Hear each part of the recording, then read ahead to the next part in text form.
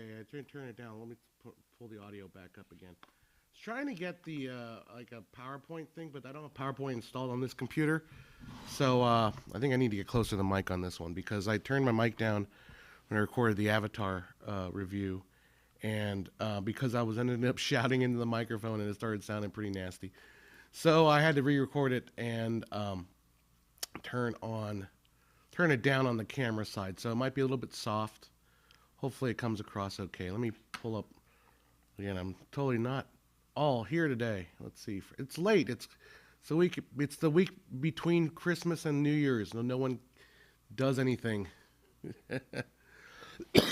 I'm a little bit sick still. I was a little sick for a while. Hey, okay. I think I got all you guys as a chat up here. So I made this Avatar review, and unfortunately, like this year has been such a hectic mess for me. I think I only made like 3 videos this year. I mean, the Fox video was a pretty big one, but the Avatar video has already beaten the Fox video, I think, because, hey, we want to talk about Avatar. So that one's doing gangbusters. I love the interesting thing about the the Avatar video is I think I may have united the high frame rate folks and the normal frame rate folks. I don't want to use the word low frame rate because it's not low frame rate. It's normal frame rate. I've united them in both kind of hating on the Avatar 2 frame rate debacle because it's true. It's awful. It's like literally the worst. I mean, if frame rate is your jam, it is the worst thing ever.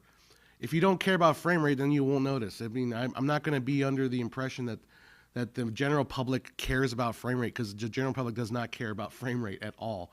99% of people, normies, do not care about frame rate. But, yeah, The Animal for Life says, about time someone stood up for those little 24 FPS people. I know, all those little guys out there that represent 99.99% of all media. Literally, the people that are literally the people that virtually everything in film is 24, and yet we have to be defended because there's just a gang of people on YouTube that just don't realize. So I mean, okay, so just before getting online, I was involved a little because I respond to a lot of the comments. I do, because as one detractor who's really rude and very very mean to me said that Marx is a lonely man. Like, yeah, I'm a little lonely. I like talking about this shit. No, and my friends don't particularly care about it, so I need to talk about it. So I respond to your comments. Sue me, you know. But somebody, I think the new tack I'm going to take, because not everybody. The people that are hating on me from the Avatar 2 review, the people that hate on me didn't actually watch the video. Most of them didn't actually watch it. But the people that really hate on me, they keep saying, you are regressive and your thinking is you're stuck in the past. And I keep having to remind people that I'm railing against a frame rate that resembles something that was on broadcast television in 1950. Like, I'm railing against the old look. Like, the soap opera look is a term that predates my birth. That I can't understand why people have this bug in their head that they don't realize that the high frame rate, the problem with high frame rate is that it looks like something old. That it looks like some old technology. But, you know, look, the fact is, these people aren't very bright. I'm sorry. They just aren't. So, excuse me. Meow Wang says, forget high frame rate. I don't even like 3D. Yeah, like, I kind of get that. Like, I don't particularly love 3D either. It's one of those things where it's like, oh, when I was watching Avatar 2 in 3D, I was like, this is kind of cool for about 5 minutes, and then it just becomes like background. And the thing with 3D, though, it's like 3D seems like it only works in a wide shot. Like if you put 3D in a well, titles are especially weird in 3D. I know Avatar 2 did this couple weird things with 3D. Like if you watched it in 3D, you'll notice like when they have screens, like in the future, apparently there are no backs to any screens. Like every everything in the future has to have a transparent technology, right? Like you should be able to see right through it. But in Avatar 2, the 3D extends into the screen. So when they're looking at their screens, the screen is actually 3D as well. I thought that was an interesting touch. I thought it was kind of, it drew attention to itself. Look, it's fine. I'm totally cool with it. It's just kind of an interesting take on it. But every time you have a title in 3D, the title kind of like floats in front of everything, and it doesn't feel like it just feels weird. It's different. But I think 3D, if it almost feels like, again, you need to like stick with medium and wide shots, because if you do a close up in 3D, it's kind of flat looking, because it's just the person and then bokeh in the background, and it's not really like, you'd lose the 3D sense of 3D. But if you have, a medium shot, you have at least dimensionality to it, depth to it. It feels like 3D movies almost need to be stay inside like a certain kind of, like rule set. But, again, it's like so frustrating when I talk about the stuff online. It's like people say, well, like your dismissal of high frame rates because you're not used to it. It's the same thing that happened with 3D, man.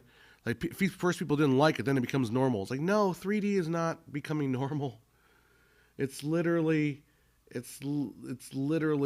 so like 3D is. This is like we're in, I think, essentially the fourth wave of 3D. Like it comes for a little bit, and then people get popular, then it dies, and it comes back and it gets popular and then it dies, and it comes back and gets popular and then it dies. Like we just happen to be in the third or fourth wave, or petering out with the fourth wave. I think the James Cameron's Avatar 1 probably ushered a first wave or a third wave of 3D for a while. But now go to Walmart. Can you find a 3D TV? Used to be you could buy a 3D TV at Walmart. Now no one buys them, I don't think they make 3D TVs anymore. So, yeah, let's see. Comments here. Before we dive into my movies I want to talk about. Because Christmas to me, this time of year, means movies. Like, because it just means a ton of movies. I just go through a ton of movies. Let's see here. Yeah, I hate seeing those animations converted to 60 FPS videos. Yeah, they're bad. Especially because a lot of times the software doesn't recognize when a cut is happening, so it morphs the cut. Like you get one shot and it morphs to the next cut because the software is like, oh, I'm going to try to find the in-between frames. Oh my gosh, Nay Dolar, thank you so much for that super chat. Coffee on you today. Funny enough, I just got a new coffee machine because my other one broke. So thank you so much, Nay Dolar. Thank you. Excuse me. I got so tired of 3D, so expensive, and I ended up taking my glasses off halfway through. That doesn't make it look better. It makes it look worse. Don't take your 3D glasses off.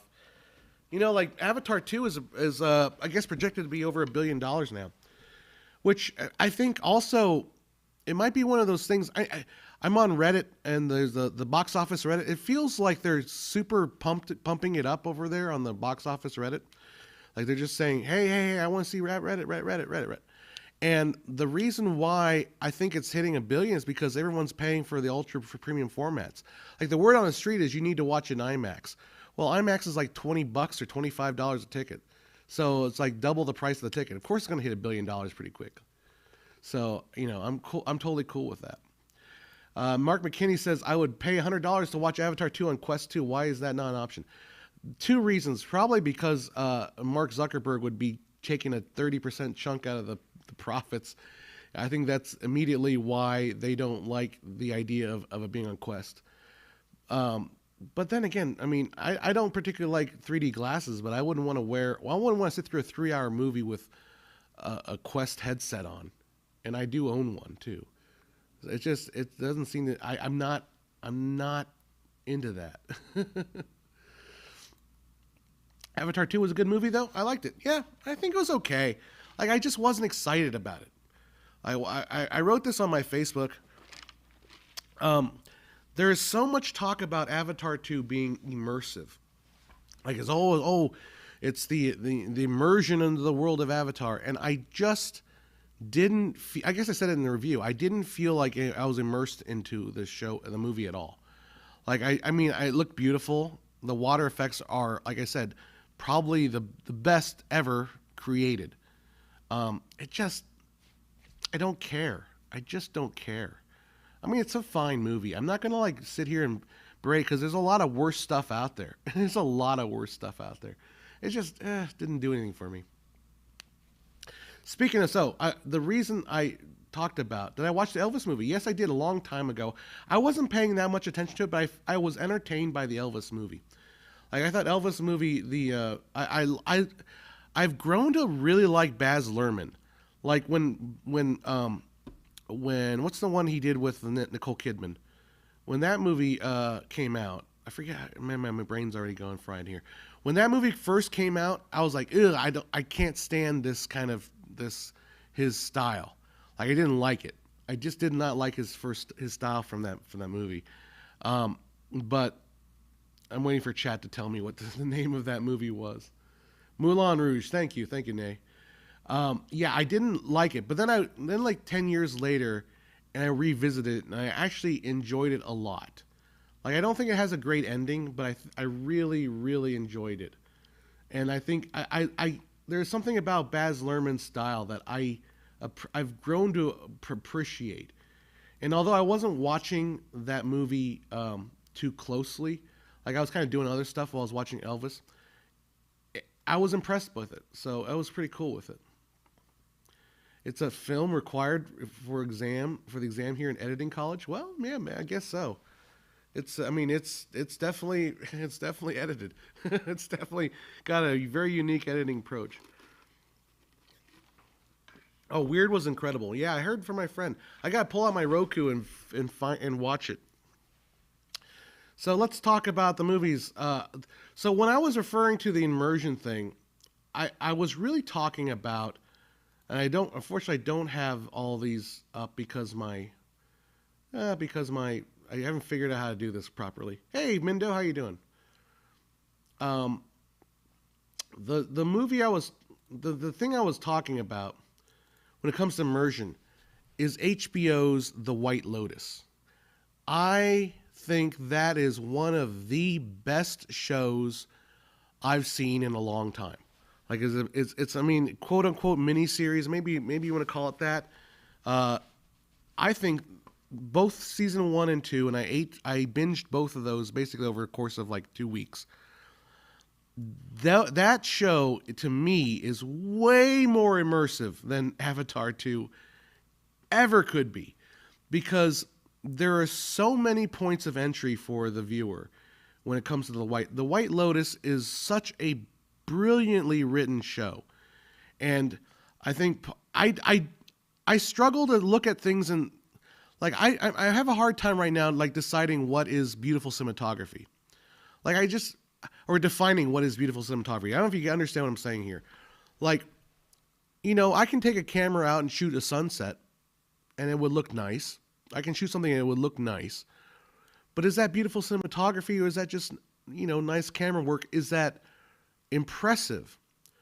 And I think in the terms of the White Lotus, they do a lot of gorgeous cinematography. But it always feels like it's a way to immerse you into the setting, and it serves a purpose. That's the thing with like Avatar 2, and I'm sorry if I keep like referring to this because it is just top of mind kind of a thing. Avatar 2, I don't know if I would say it was beautiful cinematography. It's got beautiful shots in it, but it almost feels like the cinematography isn't really cinematography when you can literally control every single element of the shot. Like if you wanted to do, I'm not trying to downplay. I'm just saying it's a different type of cinematography. I did a lot of those, those 3D renderings. I mean, you saw at the very beginning the 3D rendering flying through the little thing. And yeah, I'm kind of rinky-dinky stuff. I'm not doing a whole like high-end work.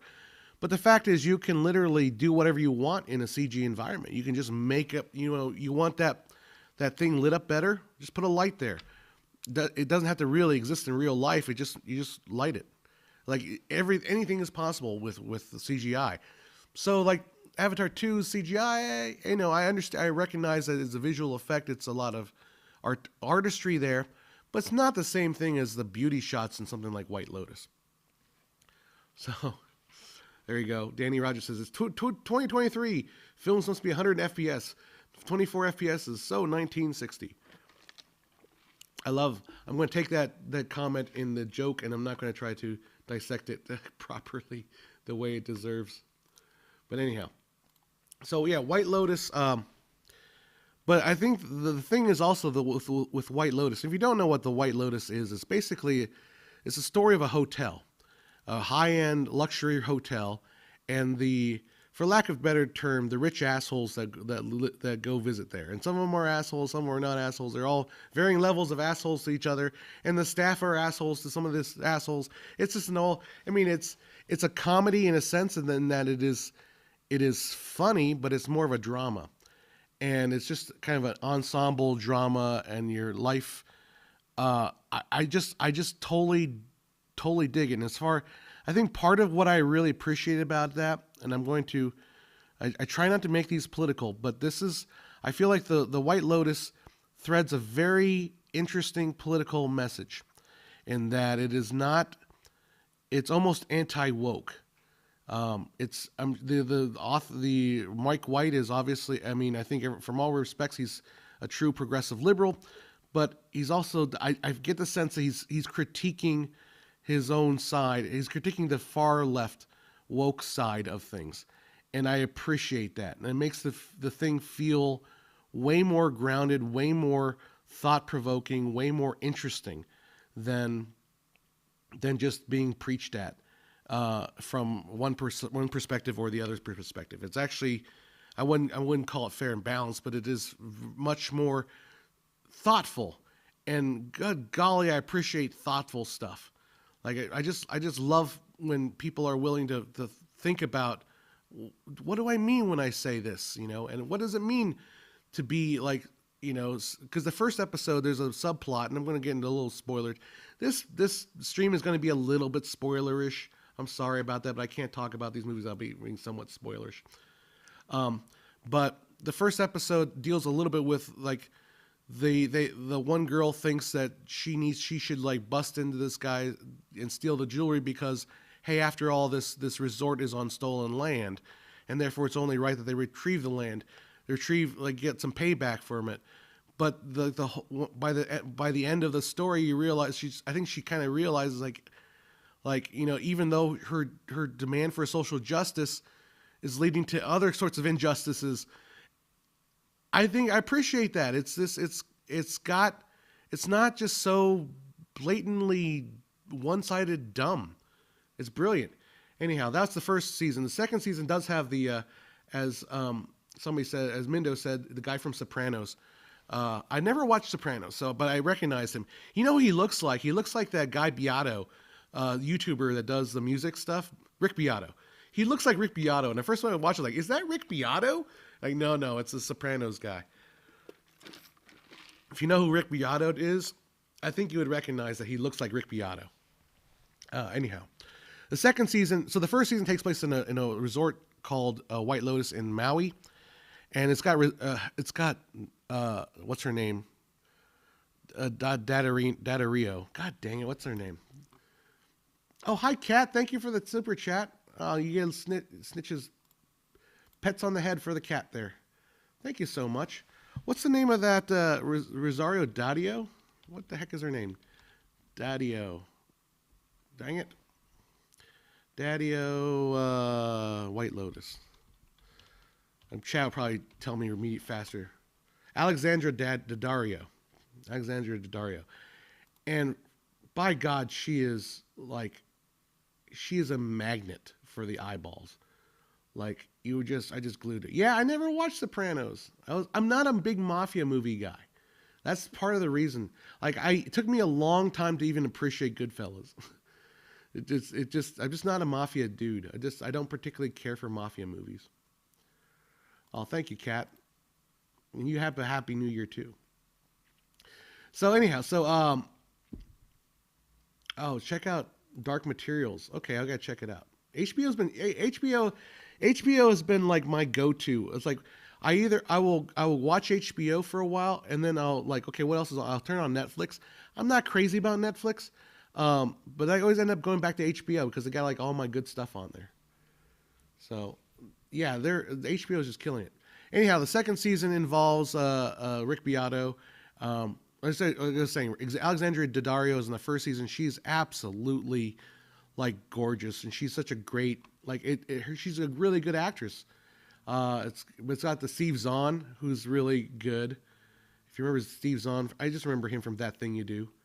So anyhow, I'm totally into the White Lotus, and it's one of those shows where I think I was turned off by the trailers. I was made to think that the show is really way more serious. It's actually fun and it's beautifully shot. The second season takes place in Italy. It's got Rick Beato from The Sopranos. F. Murray Abraham turns up as the father of Rick Beato. It's got what's her name from off Parks and Recreation? Aubrey Plaza. Aubrey Plaza. If you notice, she's been trying to do more of the serious actor role. Like not super serious. She still has a little bit of that sort of sarcastic, sardonic kind of thing that she had in Parks and Recreation, but she's no longer playing that kind of. If you watch those Aubrey Plaza, Conan O'Brien interviews, she always plays that kind of really bizarre girl. I think she's kind of toning that down. So I really appreciate. She did a great job on that show too. If you enjoyed Goodfellas, Sopranos has a lot of the original cast. I imagine so. Yeah. Yeah, I mean, it's just, I'm not a big mafia movie person, and I just feel like enough. I don't want to like jump into requires 7 seasons of viewing. White Lotus is just an edgy version of Love Boat. You all know that, right? Well, kind of. But I think so. But I never watched Love Boat, so I'm too young for that reference. But I get that reference, but it works, like PG Woodhouse made there's a musical called oh dang it, what is the name? It's my God, I'm so bad right now. I'm losing it here I'm losing it on stream. What? Anything Goes. Anything Goes is musical. There's a lot of actually good movies that kind of happen on boats or basically like confined spaces where you do a bunch of characters together and you confine into a space and then you run the plot through. And Anything Goes happens on a cruise ship. Even there's a movie called Lady Eve, which I highly recommend. Preston Sturges. I believe it's based on I don't know if it's based on a Woodhouse movie or story. Oh, there you go. So Sopranos is not really a mafia show.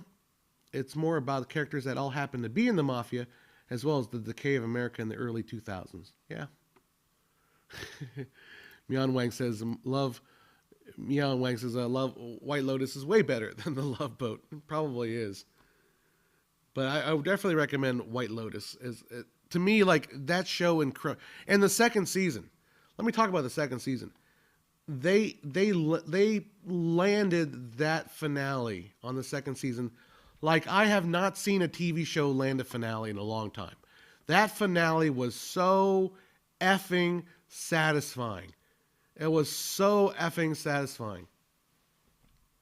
So, yeah, that's my thing on White Lotus. All right, let's talk about the next movie.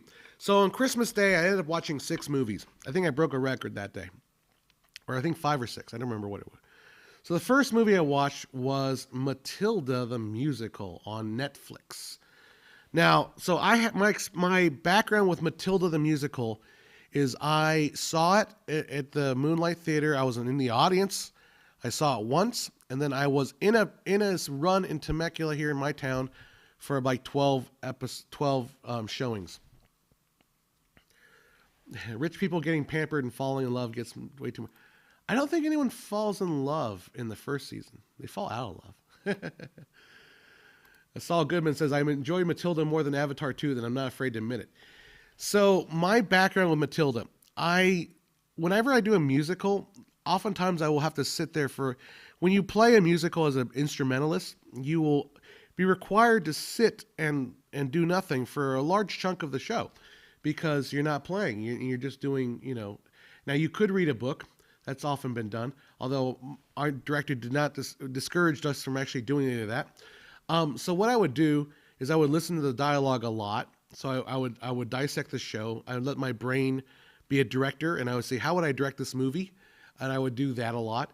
And I would read very deeply into the history and lore of the show and all that stuff. So I am very, very, very in touch with Matilda, like the material of Matilda. And I gotta say, the movie, not to bury the lead, the movie did an excellent job. One of the best like adaptations you could have hoped for in a show. Is it to me as great as something like to me Chicago is like the ultimate adaptation. I feel like that is like the perfectly matched cinematic approach to the show. But I've never seen the musical Chicago, so I don't know necessarily how it translated. But Matilda did an excellent job, and part of it I think is because they casted people that were really good. And Emma Thompson plays Miss Trenchbull. She's terrifying as Miss Trenchbull. I thought, let's not get too further into what I wanted to say about Matilda. And I tried to, you guys can correct me if you guys know more about the book of Matilda. I got into a little bit of the book. I started listening to the audio book, and I was looking for this side story that is basis of Matilda the Musical. And then again, spoilers. We're going to get into spoilers here a little bit. There is a side story with Matilda where Matilda starts imagining a story about an escapologist and I forget, was it a tightrope walker, I think is the acrobat and escapologist. And this story becomes sort of the backstory of another major character. The big reveal is that she's actually envisioning the real history rather than just a story. I won't go any further in that. But there is one section of the movie, and it's in the play as well, where she's imagining the daughter who has just been, I'm trying to explain this. The daughter is born, the mom has died in childbirth, and the father is now having to face the reality that he's like under the thumb of a cruel stepmother kind of a situation, a step aunt kind of a situation. And the little girl who was just like berated by her father, because Matilda's father is like abusive, and he like berates, you're dirty, you're a no good snot nosed piece of crap, I hate you, you're awful. And she sends her to the room, and Matilda, and this wrecks me, like it literally wrecks my heart. Matilda is like crying, like and then all these visions are flooding into her head of this escapologist and the daughter. And the escapologist is like realizing that he is his business partner aunt is like controlling him, and he's crying. The girl and the character's repeating, "You dirty nose, you're good for nothing."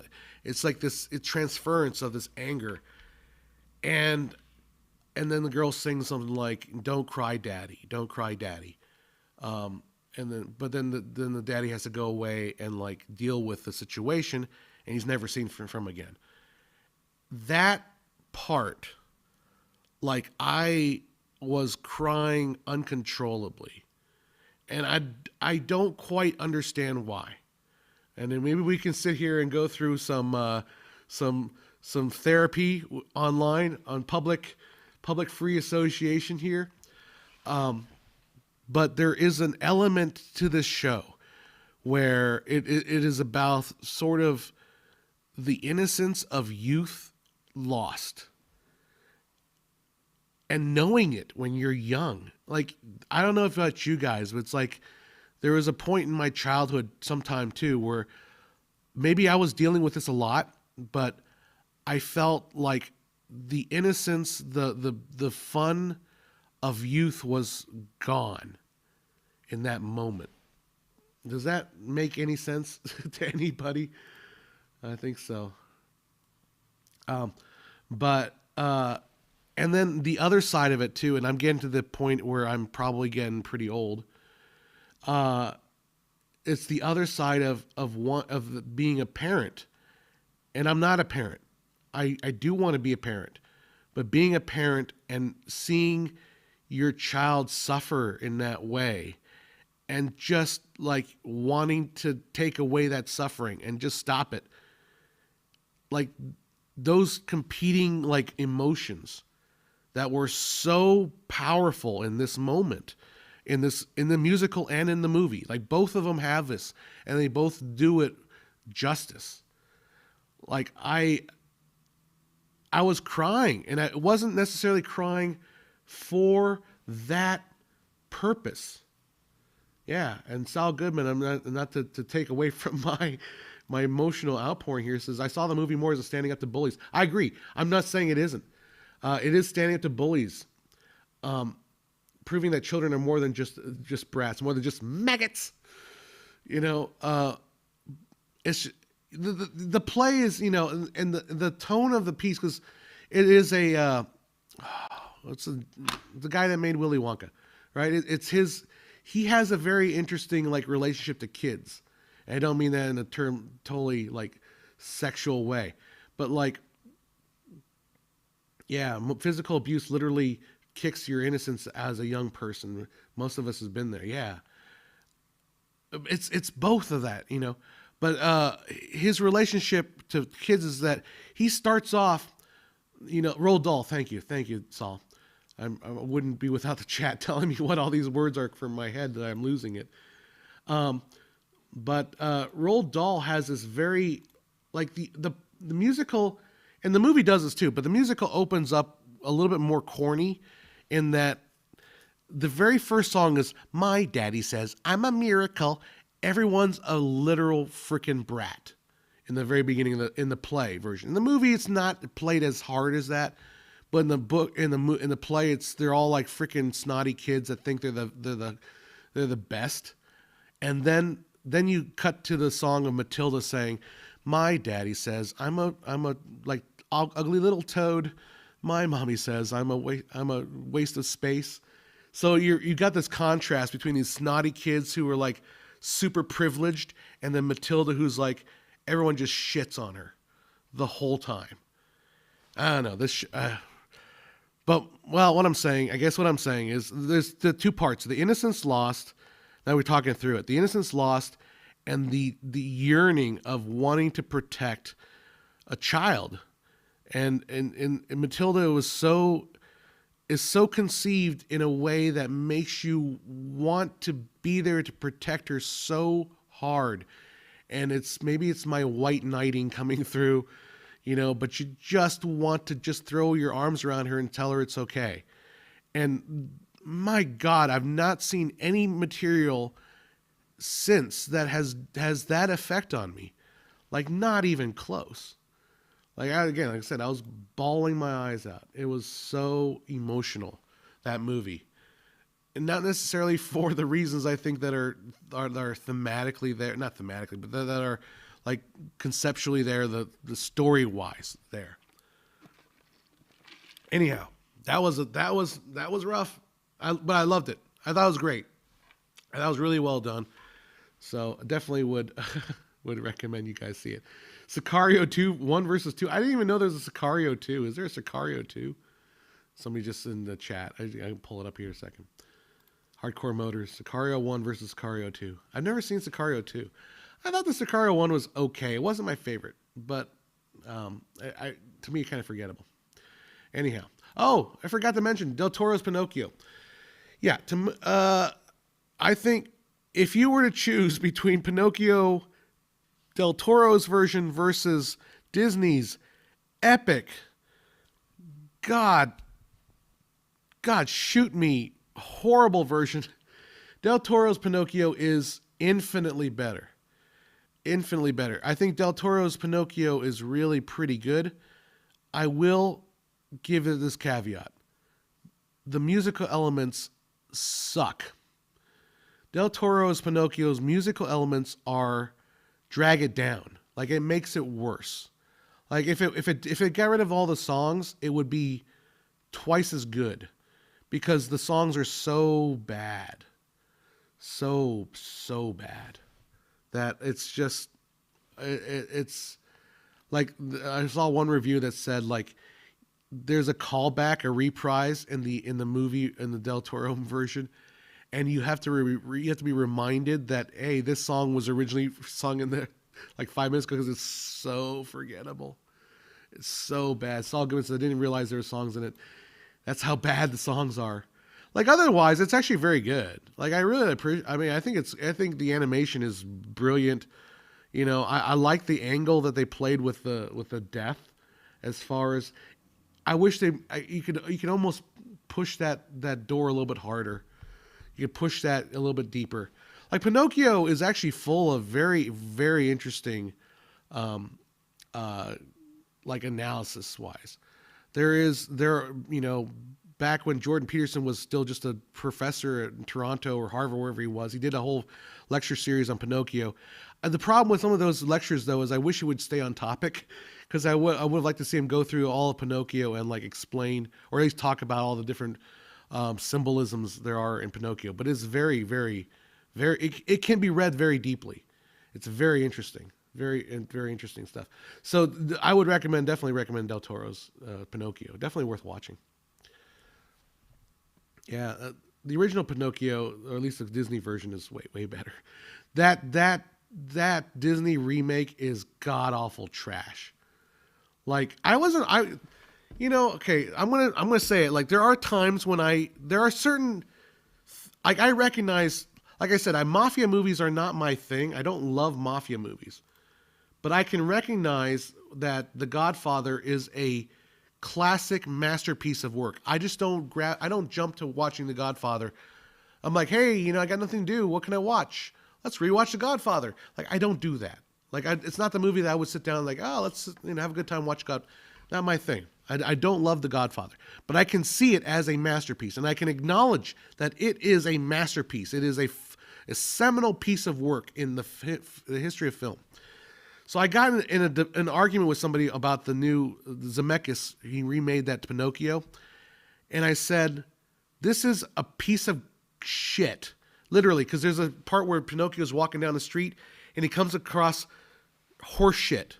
I'm not joking.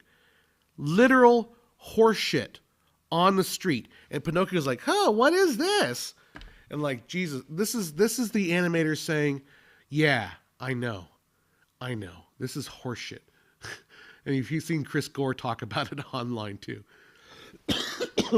But anyhow, my point with all this, Pinocchio, terrible. Don't ever watch it. It's just god awful. I forget where I was going with this thing. This horseshit thing got me way off track, sidetracked. Damn it. I don't know.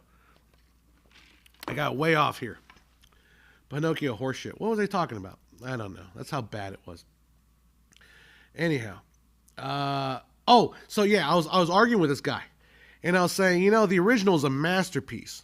The original 1930 whatever, Snow White was made in 39, I think. Yeah, that would have. So 1942, I believe, was the Pinocchio. It's like, that Pinocchio is a masterpiece. He's like, well, my kid liked the new Pinocchio, and I thought it was pretty good. It's like, but I wouldn't consider the original a masterpiece. And I'm like,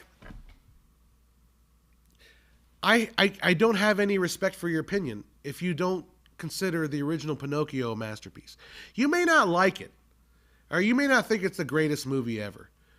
But frickin' A, the original Pinocchio, the Disney Pinocchio, is probably the most masterful work that Disney produced, and maybe of all time. Like, it literally is. It's literally the theme song of their fucking company. Sorry to freaking curse there. Like, every movie since has opened with that da da da da da da da. It's freaking. It's the pinnacle of Disney animation is freaking Pinocchio. Like, okay, Snow White is great. Yeah, it's okay. Well, no, Snow White is a masterpiece. I agree. Not my, I would pick Pinocchio over Snow White, like any day of the week. Like Pinocchio is classic Disney. Again, name a song from freaking Snow White. Okay, uh, when you whistle, you're going to work. Whatever that song. Hi ho, right? But it's not when you wish upon a star. That is perfect. That is frame it up. That's Disney. Anyhow, so yeah, Disney, the original Pinocchio, freaking masterpiece. The chat has gotten tired of me talking about these Pinocchio. They're not interested in that. All right, there we go. John Walters, trying to rein me back into the frame rate discussion. What are your feelings about the Hobbit films in high frame rate? That was last HFR content inside. I saw, last one it was the Gemini Man. You can watch my video there. A pretty good rundown on it. But basically, high frame rate's dead. There's no for high frame rate's not a thing. It's only people that think it's a thing don't have any clue what frame rate is. Like no. What are some good foreign stuff, Filmmaker IQ Man? I don't watch a lot of foreign stuff, so I apologize. I'm not going to be talking a lot about foreign stuff. Although, I'm not against it. I'm just not. I got enough stuff to come back and watch. That is like more mainstream American stuff. Anyhow, all right, let's go back. So Pinocchio, recommend. Okay, so the next movie that I wanted to talk about after I watched Matilda, I watched The Glass Onion. So The Glass Onion was the next thing I watched. I liked it. There's a lot of like stuff out there. Well, actually, Well, I did watch Glass Onion after that. There's a lot of people that kind of harp in on the whole the writing of Glass Onion. I agree. That there is, and we're going to get kind of spoilerish. I won't try to go too deep into the spoilers. There is there's a lot of people saying, because Ben Shapiro went on and started saying like he didn't like it, and then everyone piled on because they all hate Ben Shapiro, and it just but he's right. If you were to look at the writing, it's Rian Johnson sort of, the old joke that Rian Johnson's subverting expectations. Like he's subverting expectations. Like you expected a well-written mystery movie. Well, I'm subverting your expectation. I'm going to make a poorly written. I'm going to make the most dumbest thing happen. I'm going to make the dumbest possible solution be the solution. Now, I get that. I actually agree with the analysis. I just found it entertaining. I just found that the actors and the storyline sort of just elevated above the writing. I mean, it could have been slog. It could have been a slog to get through. It wasn't for me. It was just fun. It was just kind of, for lack of a better word, turn your brain off kind of a thing, and just kind of go with the ride of it. Now, I agree. So if you haven't seen it, I don't know if you guys want to talk about it. If there's a lot of people on stream that have seen it that want to talk about it. Mega is going to definitely get banned for spamming. Put user on timeout. Bye-bye. Yeah, my one says that he said that I thought I'd hate it, but I didn't. It's all right. It's fun. I think it's fun seeing the character kind of play out. Although I will say this, and I've been kind of following this along too, but people were saying that the character of the rich a-hole was Elon Musk. I don't get that. Like I get people saying, well, it's like just because he's rich and he's an a-hole, he must be Elon Musk. But like I don't get any sense of Elon Musk from any of watching it, because I've been kind of following Elon Musk a lot and just trying to see what he's doing. Like he has none of the what's the name of the actor? Anyhow, the actor like presents none of the characteristics of Elon Musk because Elon Musk has a little bit of a kind of a nerdy kind of I don't want to say autistic, but because I feel like that's just diagnosing with something that we have no idea. Edward Norton, thank you. Edward Norton kind of he doesn't give any Elon Musk vibe to the character, and because I've heard Elon Musk talk, I've seen him in interviews, like he's nervous and his thoughts kind of jump around a little bit. Like Edward Norton doesn't play that. He plays closer to like a Steve Jobs almost, more like just kind of a I don't know. It's just I didn't get Elon at all from that. So anyhow, Hardcore Motor says that The Glass Onion is a modern wannabe Hitchcock, but also not a complete waste of time. Solid by. I agree. Yeah, and the thing with a lot of people, the reviewer was talking about how Hitchcock would say like if there's a conversation and then a bomb goes off, then it's not very interesting. But if you show the bomb and then people are having the conversation for 5 minutes, then you've got 5 minutes of tension.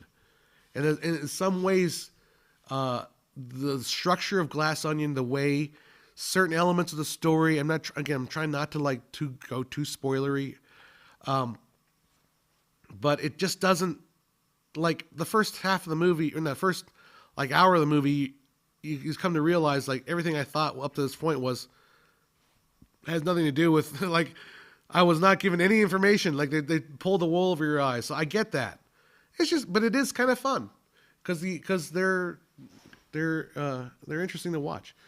Yeah, Saul Goodman says Elon. Yeah, socially awkward. Yeah, so Elon comes off as socially awkward, more so than me. I think I'm socially awkward, but I think Elon's more so.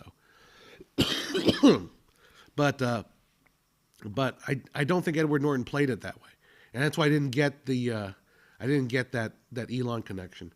Rian Johnson cites Agatha Christie as definitely. Like I'm a big fan of the Agatha Christie Poirot movies that Kenneth Branagh makes. Like I love that first one, the Murder on the Orient Express. The second one was okay. It wasn't great, but it was like I want to see more of these. Like these are movies that there are certain movies where they're kind of franchises, but you enjoy the franchises and they're not necessarily connected. Like you can go see one Bond movie and then go see another Bond movie and miss the in-between Bond movie, and you can enjoy them because they're fun. You kind of already know who the characters are. So I want to see another Benoit Blanc movie. I love that character. I think he's fun. He's entertaining to watch. Like I would like to see another Knives Out mystery, even though I know he hates the term Knives Out mystery. But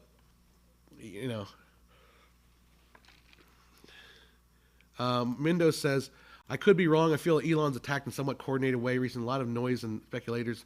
Not based. I totally 100% agree with you. I don't get the Elon hate. I just don't. Like I used to not like Elon back when, remember Thunderfoot used to be around and he would make videos about the vacuum tubes that he was trying to make and how like it made no scientific sense. Like I used to think Elon was kind of dumb for that purposes, but since then I've seen like I don't see him as an ultimate supervillain that everyone seems to make him out to be. I just don't see it. Anyhow. Kat says, I know this is a narrow-minded, but what Rian Johnson did to Star Wars still leaves such a bad taste in my mouth that I can't bring myself to watch any of his movies. You're not alone on that figure. My friend won't do that too. But again, I also know Rian Johnson from like Looper. Like, Looper was a great movie. I liked Last Jedi. There are elements I don't like, but I think the general tone and flow of the film I appreciated more than my friends did. More than any of my friends do. I don't think I have a single friend in real life that likes that movie. I kind of liked it. I responded more toward the idea that I wanted the Star Wars universe to be opened up and expanded and going outside of the Skywalker clan, and the last movie literally but shits all over that. So I hate the last movie. So, yeah. Would you agree with the statement that film is dead and a good movie these days is an accident? No, I do not. because I'm talking about all these movies that I loved. All right, so the next movie I want to talk about. Hold on, let's see. I think that's a fair point. Hardcore. People always claim they love Genius, but the truth is they resent and hate them. I don't. I mean, I think Elon's not. I mean, he probably is in some respects a genius in some ways. I also think he's also kind of old school. Like you want the internet to be fun. Like back in the day when the internet was just more fun, and Elon comes from the early days of PayPal when the internet was goofy and silly and just kind of more fun than it is now, where it's like I don't want to say anything that can get me canceled, kind of a thing. Anyhow, the best thing that Rian Johnson ever did was Ozymandias episode of Breaking Bad. Oh, I didn't know that. Because he didn't write it. I don't think he's a very good writer, but a good director. Maybe. Yeah, David the Gnome says the old internet was more fun. I agree. We should bring back the fun. All right, so the next film I watched that I liked. Hold on, you guys are yamming at me with comments here. Have you seen Too Old to Die Young? I argue it's one of the best TV series on. No, I haven't. I'll have to check that one out. All right, so don't get me sidetracked. Glass Onion. I enjoyed it. Lots of fun. The next movie I watched was Brad Pitt in Bullet Train. This is on Netflix. Another movie, if you haven't seen it, it's basically all these assassins are on this train, this bullet train. And they all have to, they're all there for different reasons. One guy, like Brad Pitt is supposed to be like there to try to get this briefcase, and these other two people are trying to save his son and get the briefcase. So it's like all these different stories about, assassins, sort of almost a Kill Bill kind of pulpy, sort of a mixed storyline. I liked it. Again, I liked it a lot. I totally dug it. Remind me about RRR. We can talk about it in a second. Let me get through Bullet Train. Because I also did not particularly care for it. But I thought that Bullet Train was really, really well done. I thought the acting was great. I thought it had a great style to it. It economically used the sets, and obviously we get outside of the train and we get to see some other things. I forgot to put a movie on my list. Remind me. Remind me of the movie I forgot to put on the list later. So I thought Bullet Train was just fantastic. It was totally fun. It's just totally enjoyable movie. Again, maybe not my favorite genre. Like I love White Lotus stuff. I love the kind of interpersonal drama. That to me is like my jam. But Bullet Train was definitely excellent. Like definitely enjoyable, total blast to watch. It's an action heavy kind of just a great film. I totally enjoyed it. Bullet Train 7 for 10 out of Fermindo. I can see that. Bullet Train is fun, easy, with great action. That's all I want from my action movie. Just tons of fun. Nothing wrong with that. Yeah. Yeah, the director of Bullet Train, David Lick, the director of John Wick movies, Chad. Yeah, I thought he might have been doing, I thought he might have been the Seven Psychopaths guy, because it kind of has that Seven Psychopaths kind of flavor to it. But it's not. I don't think it is. But yeah, David Licht is obviously a very accomplished action director, and just good director. I really liked it. Let's see. David Noam never saw John Wick movie. The first one's probably you can watch the first one. Yeah, it's true that he said the dog gets killed. I think his wife gets killed too, but it's really after the dog. They come to kill his wife. I think they kill the wife, or the wife is already dead, and then they get the dog. And yeah, there you go. It's not just the dog. It's the last gift he got from his wife after she died. So it's a symbolic thing. Atomic Blonde was better. Didn't hear good things about Atomic Blonde. What do you think about cinematography in Korean movies? I think it's great. I think cinematography is actually very good. I mean, there's nothing particularly that the Koreans do that is so dramatically different than anything else. But I'm not a Korean file, because I don't connect to that culture as much as I do with the Chinese. So I couldn't square my mind with the events of hyper gunplay killing being over a dead. Well, the dead dog is. It's like they're coming after him. It's not necessarily that he's just for the dog. John Wick is an assassin, and they're sending a message that they want to get rid of him. Anyhow, just before we get onto it, going back to we talked about I think it was Miao Wang that was saying about RRR. I agree with you, dude. I don't get the hype around it, and I'm not familiar with South Indian films. I think I appreciate some of the extravagance of of RRRs, like the battle scenes. I appreciate the kind of the over the top extravagance and how crazy. It just felt the movie felt too long, and honestly, it felt just way too long. Anyhow, that's RRR. So Bullet Train, definitely another recommend. See, there are some good movies. The cinema's not dead. It's just that it's just corporate, pre-sold,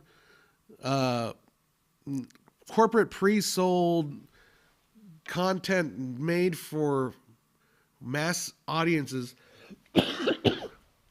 built on a time schedule, is dead. The era of pardon me, my coughing here. I'm doing more talking than I have in the last 3 days because I've been watching movies. The era of Disney's putting out a big blockbuster movie, I've got to go see it. That era is dead.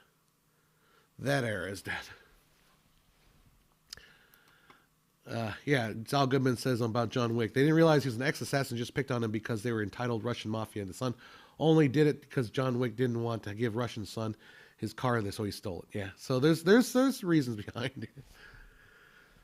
Oh, Puss in Boots, I didn't see that one. You know what I tried to watch on there are a couple movies I tried to watch this Christmas, and I just couldn't get into them, and I turned them off. I didn't list them on my list here, but I'm going to talk about them. Last night I tried to watch Shrek the Musical. I couldn't do it. I just wasn't into it. I'm sure if I had to play Shrek the Musical as a performer on trumpet, I would probably watch it and probably be fine with it. I just wasn't into it last night. Just wasn't into it. I tried to watch, I think it's David O. Russell's Amsterdam.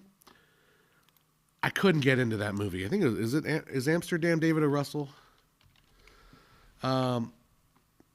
Amsterdam movie. There you are. Margot Robbie. It had Margot Robbie, Christian Bale, Taylor Swift in it for a little bit before she gets killed. If you don't like Taylor Swift, you're going to love Amsterdam. You get to see her run over by a car. I just spoiled it. I mean, it's pretty early in the movie. Yeah, David O. Russell. I couldn't get into it. It just felt like cameos after, just famous people after famous people. Possibly a hot take. Once Upon a Time in Hollywood is my favorite Tarantino movie. My favorite Tarantino movie would probably be Pulp Fiction. I think ultimately it comes down to it. I still feel like that's the best. The worst one, probably the one he did with Rodriguez for Grindhouse. I mean, it's not bad, but it's just it's boring. Yeah, Mindo says Amsterdam was mad at 410. Yeah, I was watching a little bit of it, and I got an hour into it, and I'm just and then that's when Rami Malek shows up, and Rami Malek's just oh man, just more casting, just more famous people. I just got tired of it. Jesus Christ, as someone mentioned Margot Robbie, God bless Australia.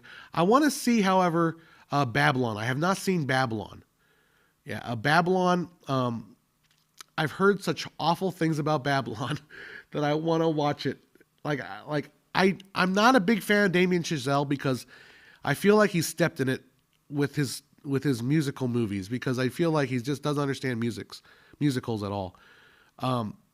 But he's undeniably talented. I'm not going to kid myself. He's undeniably talented. And I've heard this movie Babylon is described as career suicide. So I don't know. I love this. I kind of want to see it. Don't I live in Los Angeles? I live near Los Angeles, and I also love reading about the silent era. So Babylon's for me, right? I mean, I need to watch this thing. So yeah. There you go. I think Tarantino is more clever than people realize when it comes to knowledge on movies, but not so clever when it comes to staying in touch with the audience and holding back the indulgence. You're not wrong. Excuse me. Okay. So yeah, Babylon I want to go see, and then Barbie movie. I saw trailers for the Barbie movie at the theaters when I saw Avatar. I want to see Barbie movie. It's the weirdest thing. I'm a 40-year-old man saying I can't wait for the Barbie movie because it's got Greta Gerwig. Greta Gerwig's awesome. She's an amazing filmmaker. Like, it's going to be interesting if anything. And it's Noah Baumbach, I think, also co-wrote it with Greta. So, excuse me. Anyhow, so that was, I watched, so Bullet Train was the fourth movie on my Christmas list. Then I had to make dinner. So I thought, well, I have never seen it before. Let's watch My Dinner with Andre while I was making dinner. Because I know what the movie is about. Like, I've kind of seen clips of it. My Dinner with Andre, going back now to the 1980s, early 80s, maybe 70s. I forget what year it came out. That's on HBO. And I got it. I mean, look, I think part of My Dinner with Andre, it's one of those things, that Philip Glass movie or Philip Glass song called 4 minutes and 10 seconds, where it's literally just the orchestra sitting there for 4 minutes and 10 seconds, or however long it is. You can only do that once in the history of art, right? You can't, I can't make John Hess's 3 minutes and 58 seconds. It just doesn't, it doesn't work. Hey, Helium, how you doing? Yeah, I'm a little sniffly. But yeah, it doesn't quite work.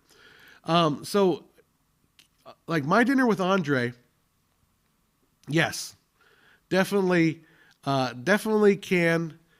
You could do that movie once. You couldn't make My Dinner with Andre Part 2, the final course. Oh, sorry. I'm just laughing at myself. One of my favorite movies of all time is Waiting for Guffman. I think that movie is hilarious. And at the very end, Corky St. Clair is showing, and here are my Dinner with Andre action figures. So anyhow, oh my goodness, My Dinner with Andre action figures. So the interesting thing, I think it's interesting watching some of these social commentary movies from the 70s, late 70s, 80s. And you see a little bit of Woody Allen stuff from that era too. It's back then they had their left-wing hippies that were interested in yoga. It's nothing's changed. We are literally, I think the 2023 is going to be 1973 with better technology. It's nothing different. I don't know. I'm looking forward to Mission Impossible: Dead Reckoning. I'm interested. Like I said, Barbie is good. I do like the Mario trailers I've seen so far. Rick H, $5. Thank you, Frank. Rick, how you doing? I was out in the garage. Oh yeah, you guys are freezing. I live in the only part in America, in the United States, that's not freezing cold right now. So I've got a jacket on, but I'm pretty warm. Anyhow, so yeah, I watched. That was the fourth movie of my night. Was My Dinner with Andre.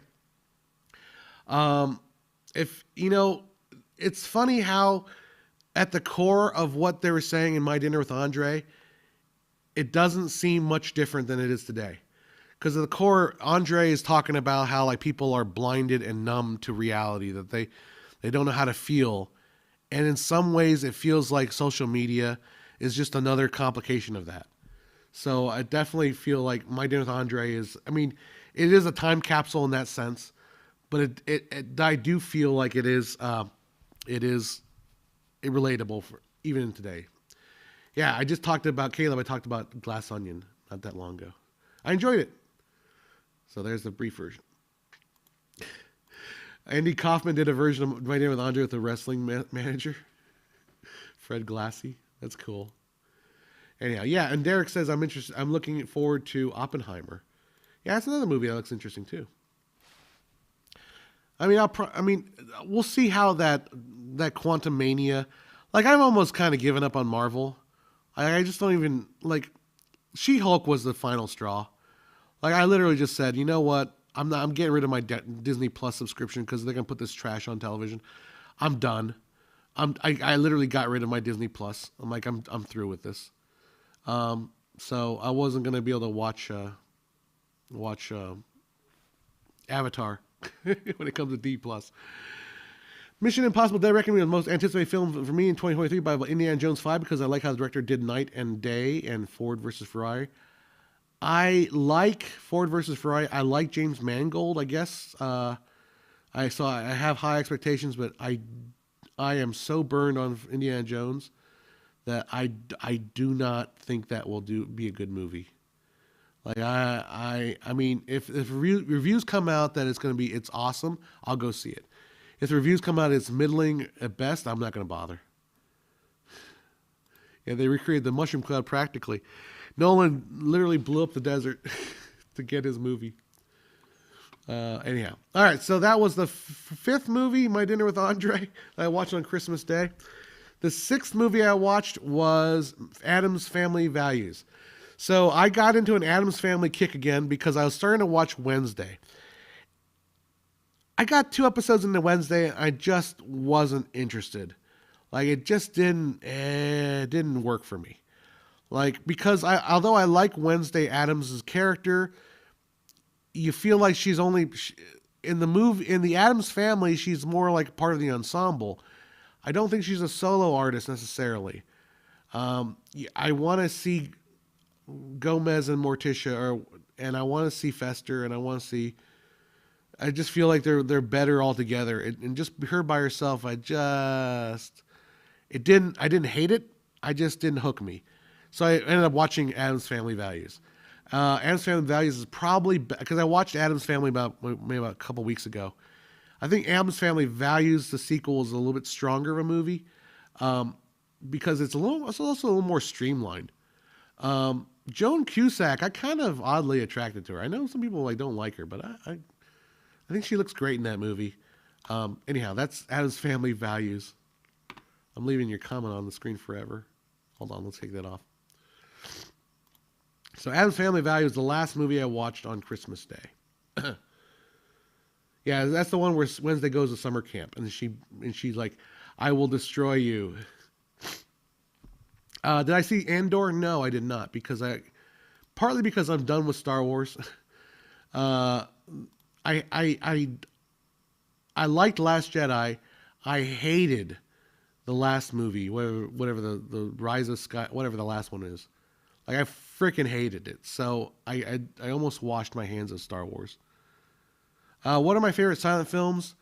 I like the comedies of like I always hark back to something like The General with Buster Keaton is always one of my favorites.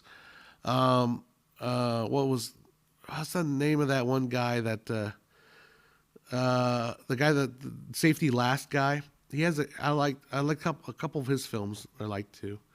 I'm not that big of a silent film guy, so I don't totally know. Hard and Motor says I'm drunk, which means I'm nice for once, and I recommend Tokyo Vice and Too Old to Die Young to anybody who loves great cinema in series format. Cool, yeah. Tokyo Vice and Too Old to Die Young. All right. Rogue One was the only decent Star Wars film since 1983, in my opinion. I honestly didn't like Rogue One. Like I just didn't like it. Like I thought it was dour and just I didn't like any of the characters. Speaking of Avatar, how do you feel about spectacle versus the common critique of films not doing enough script-wise? I think it's a problem. Not to go back to the frame rate debacle thing, but like a common thing I hear about, and this, well, I guess is related to this. The common thing I hear about people with frame rate is that when you pan a 24 FPS shot, when you do a fast pan, it either looks jittery or it looks very blurry. And I have to keep going back to people to dealing with this issue. Why do you want to pan fast? Why do you want to pan fast? Like, what artistic purpose does a fast pan generate? Do you want to see every detail of the shot as we pan very quickly?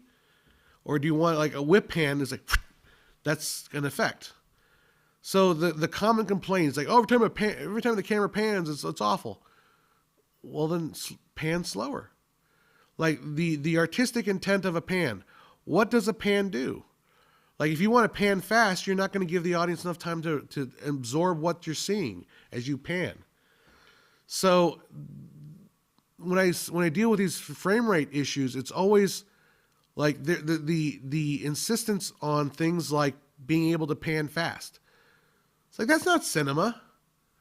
Like, why would I want to see every like in DK scenes? I don't see every detail when I whip pan my head around in real life. Exactly.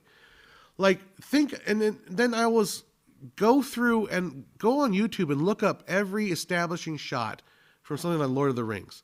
There's only like 2 shots where I would say the frame rate kind of suffers in Lord of the Rings.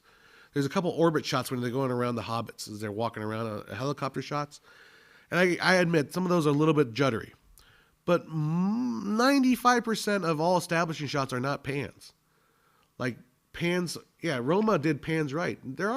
You can definitely do pans right all the time. I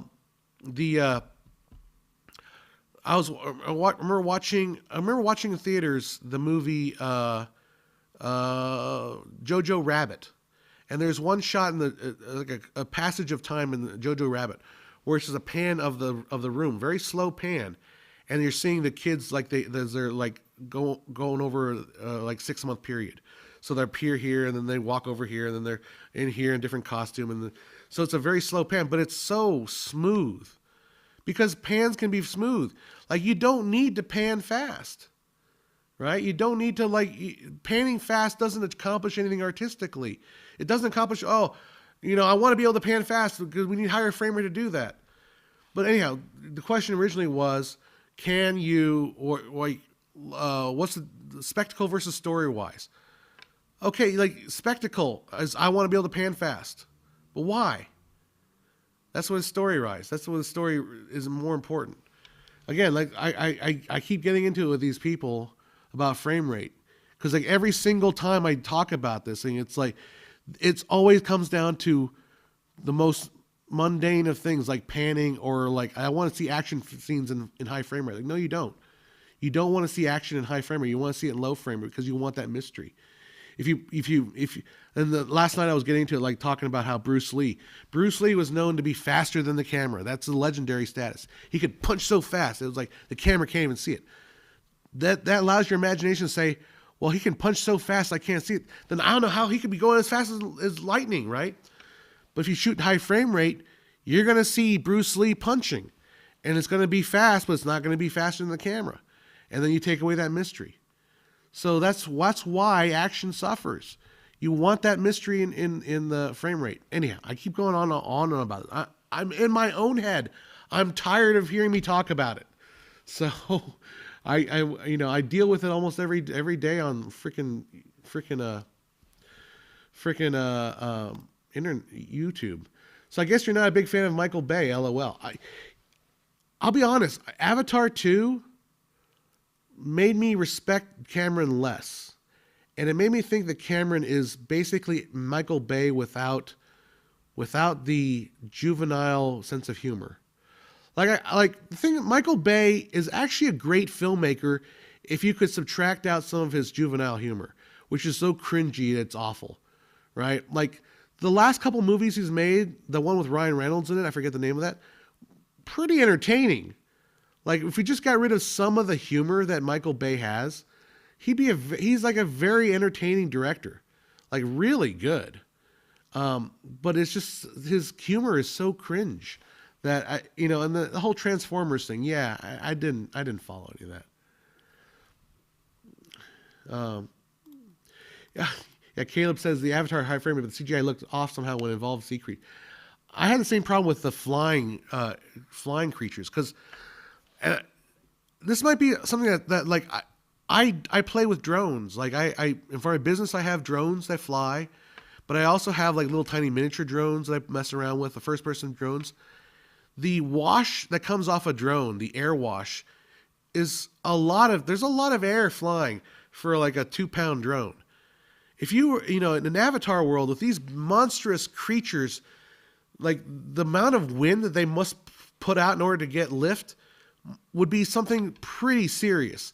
And the way that they're shot in the movie, the way that the flying beasts are treated in Avatar feels so lightweight, as if they just kind of like hover and they jump up and they float away. I did not like it. Like that. And the other thing about the underwater sea creatures, every time the sea creature like swam at you, you go. Vroom, vroom, vroom, vroom, vroom, vroom. I always heard the sound effect of the tail waving, and it felt so like that's not a real thing.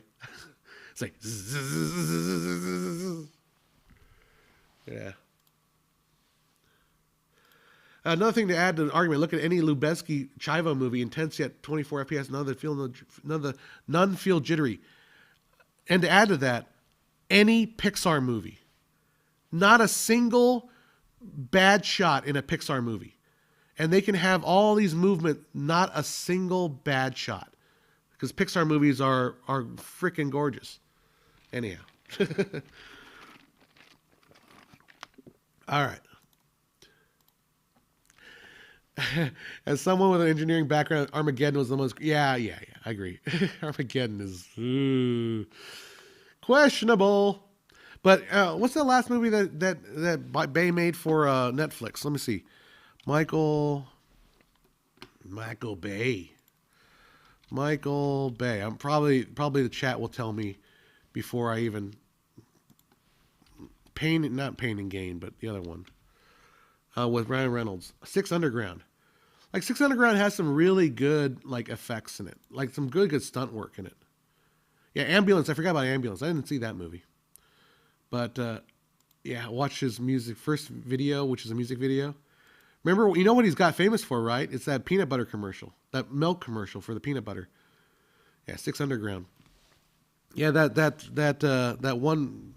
Who shot Alexander Hamilton in the famous duel? And he gets a phone call. Hello, Aaron Burr. What was that? I can't hear you. Aaron Burr. That was Michael Bay. Tyler has a good question. What do you think the deliverable to streaming services will be for Avatar 2? Like which frame rate? I would suspect it'd be 24 FPS because I just don't think. I don't think they will. I don't think they will try to rejitter everything for 48 for that. You lost 80% of your IQ watching Six Underground and Ambulance. I think Six Underground is actually pretty good. That's my opinion. Good God, I hated Ambulance. I didn't see it. Okay, anyhow. So yeah, again, question, Tyler. I don't know what frame rate they're going to give. I'll be. We're deep enough in the stream.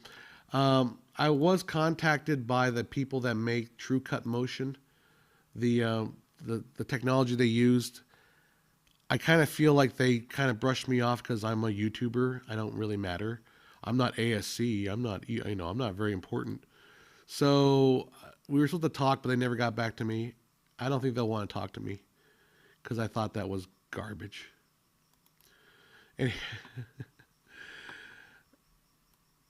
I prefer to keep my brain and watch a Denis Villeneuve film. Denis is always a good one. Okay, so the next movie I watched. So that was 6 movies on Christmas Day. Then the next movie I watched the next day was probably one of my favorite movies of the year. I think it's not Everything Everywhere All at Once. Everything Everywhere All at Once. I think Everything Everywhere All at Once is my favorite film of the year. There's no question about that. It's not quite that, but it's pretty close. Can you guys guess what it is? It's also weird. I'm trying to get the comments go. There we go.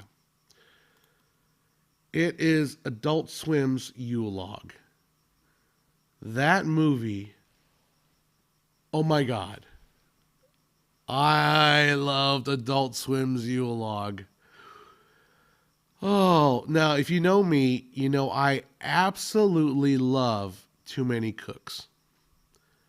Too many cooks, too many cooks, too many cooks, too many cooks. I love that movie, or that short, I guess you want to call it that. So they made a full length movie about a Yule log, and if you, Ray, I mean, tell me in the chat if you've seen this movie. If you have not seen it, I will stop. I would say, don't read anything about it. Just watch this movie. It's on HBO Max, or if you get it wherever you want, get it on, whatever pirate ship you get it off of, whatever. I don't care. Watch Adult Swim's Yule log. It's amazing. And I think it's also amazing for the fact that, like, it is the quintessential independent film. Like, you and I, well, I don't know what your abilities are. I could shoot that movie. I could shoot it for almost practically nothing today. Like, all you need is like an Airbnb, some actors, some sets, not crazy amount of sets. It is so. I love that movie. I love Yule log. I love the director. I need to find the director's name.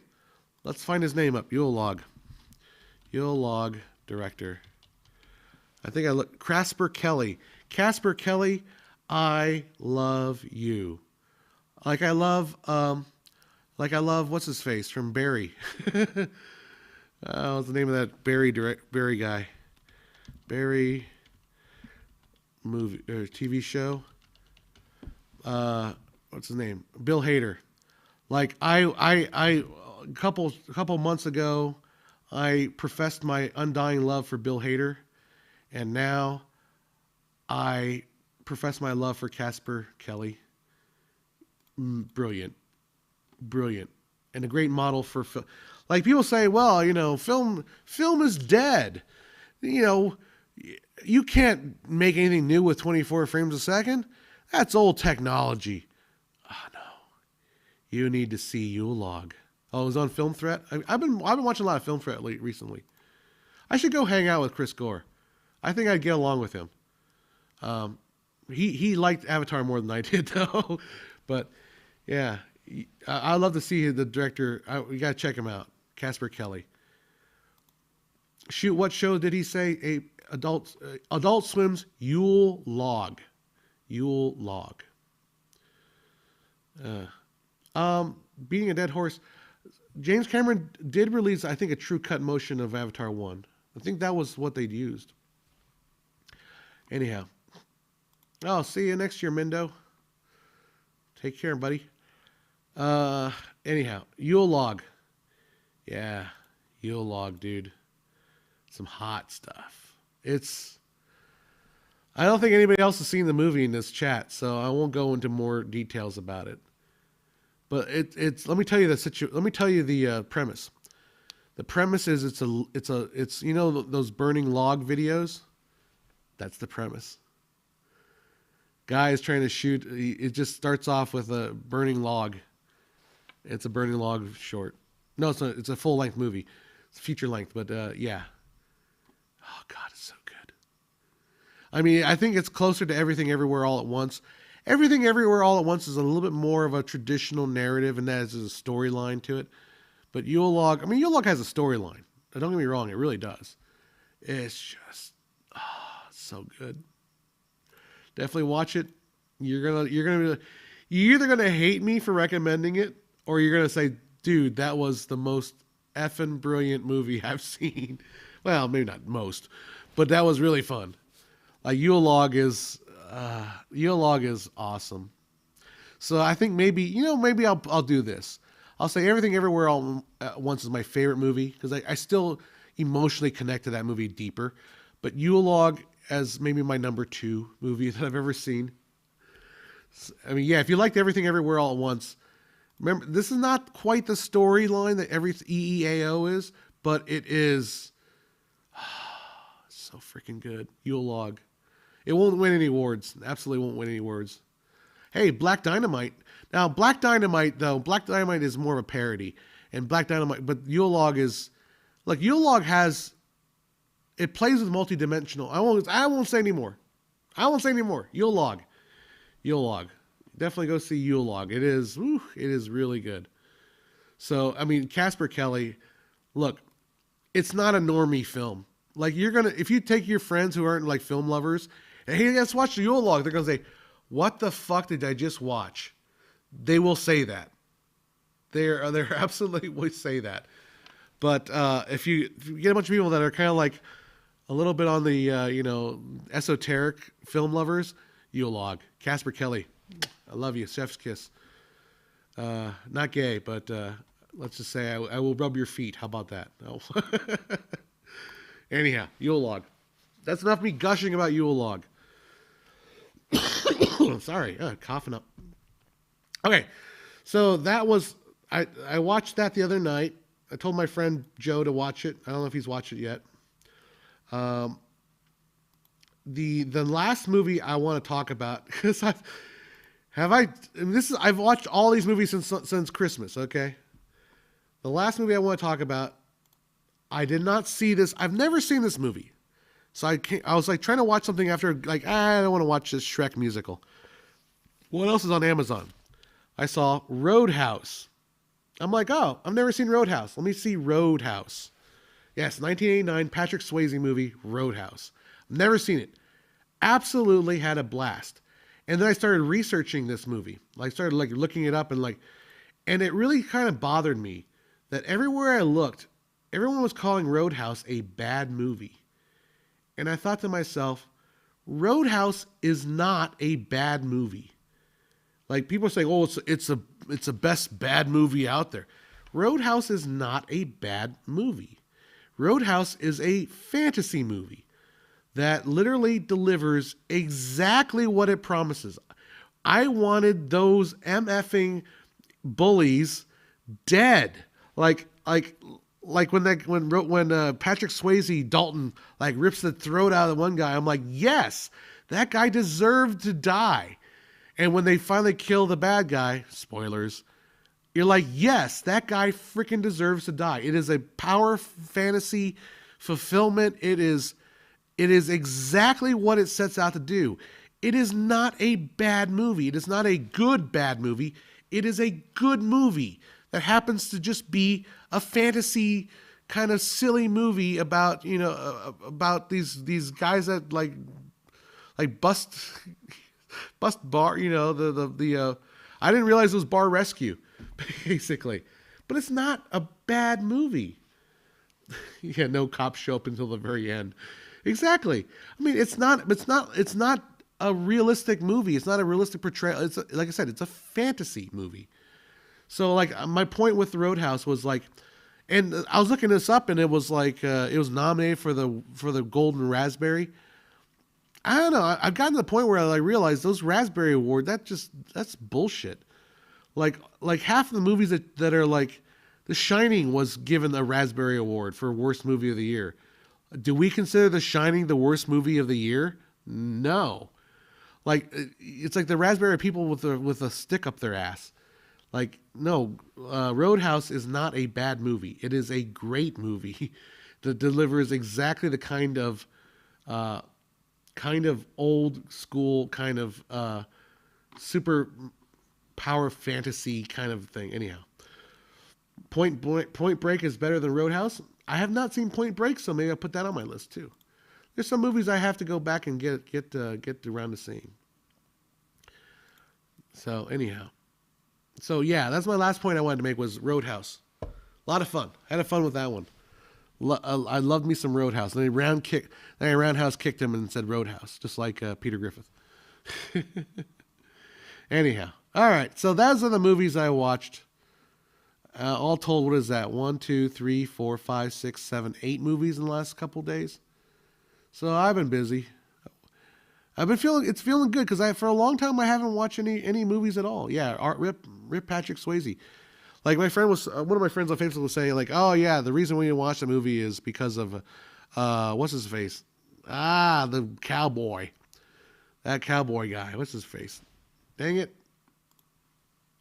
Oh, come on, Roadhouse. What's the name of the Tex Roadhouse? What's the guy's name? Somebody in the chat will tell me. I already know it now. Sam Elliott. Sam Elliott and the girl, who I forget. That was their only reason to watch it. Kelly, Elizabeth Clay. Elizabeth Clay's okay. Sam Elliott, always fun to watch. He was younger there. It was really, listen here, Dalton. Listen to your EHO. Sam Elliott. Oh my God. Yeah, I should log these movies in the letterbox. Yeah, I know I should do that. But what was I gonna say? Oh, Patrick Swayze, good looking guy. I'm not. I don't flow that way, but I can admire when a man looks as nice as Patrick Swayze. I get it. Ladies. I totally get it. I totally get why ladies love Patrick Swayze. He's a fine looking man, that's for sure. How can garbage like Avatar make so much money? I talked about it earlier. I think it's because everyone's going to see the IMAX version, and the IMAX version is like $20, $25 a pop. So that's how they're making the money. Top Gun Maverick. I think Top Gun Maverick, because I have a very fond appreciation of Top Gun Maverick. I'm probably giving it a way better rating than it deserves. Like I would put it like number 3 movie going experience of the year after EEAO and then and Yule Log. I don't know if it deserves necessarily to be that high, but the fact that it was just like, hey, let's get back to just some good filmmaking and stop it by trying to shove like this like woke garbage down your throat. Let's stop trying to make anybody that doesn't like the storyline a racist. The fact that it was just classic, fun Hollywood, and the fact that Tom Cruise, and this is a great PR move, man. When he was, Christmas Day, he like had a little video of him hanging out of a helicopter. He's like, I just want to thank all you people for coming out and seeing Top Gun, but hold on, we gotta make this movie shot. And he just jumps off the helicopter. It's like, oh my goodness. Like, it's the MAFA, make films great again. MAFAGA, make filming great again.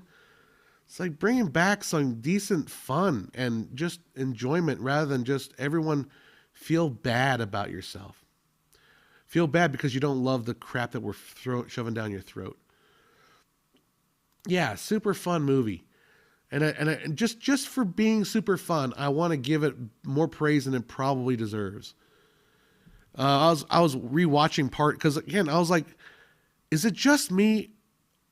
Is Avatar's 24 FPS look so weird and all that crap? Anyway, we're going back to it.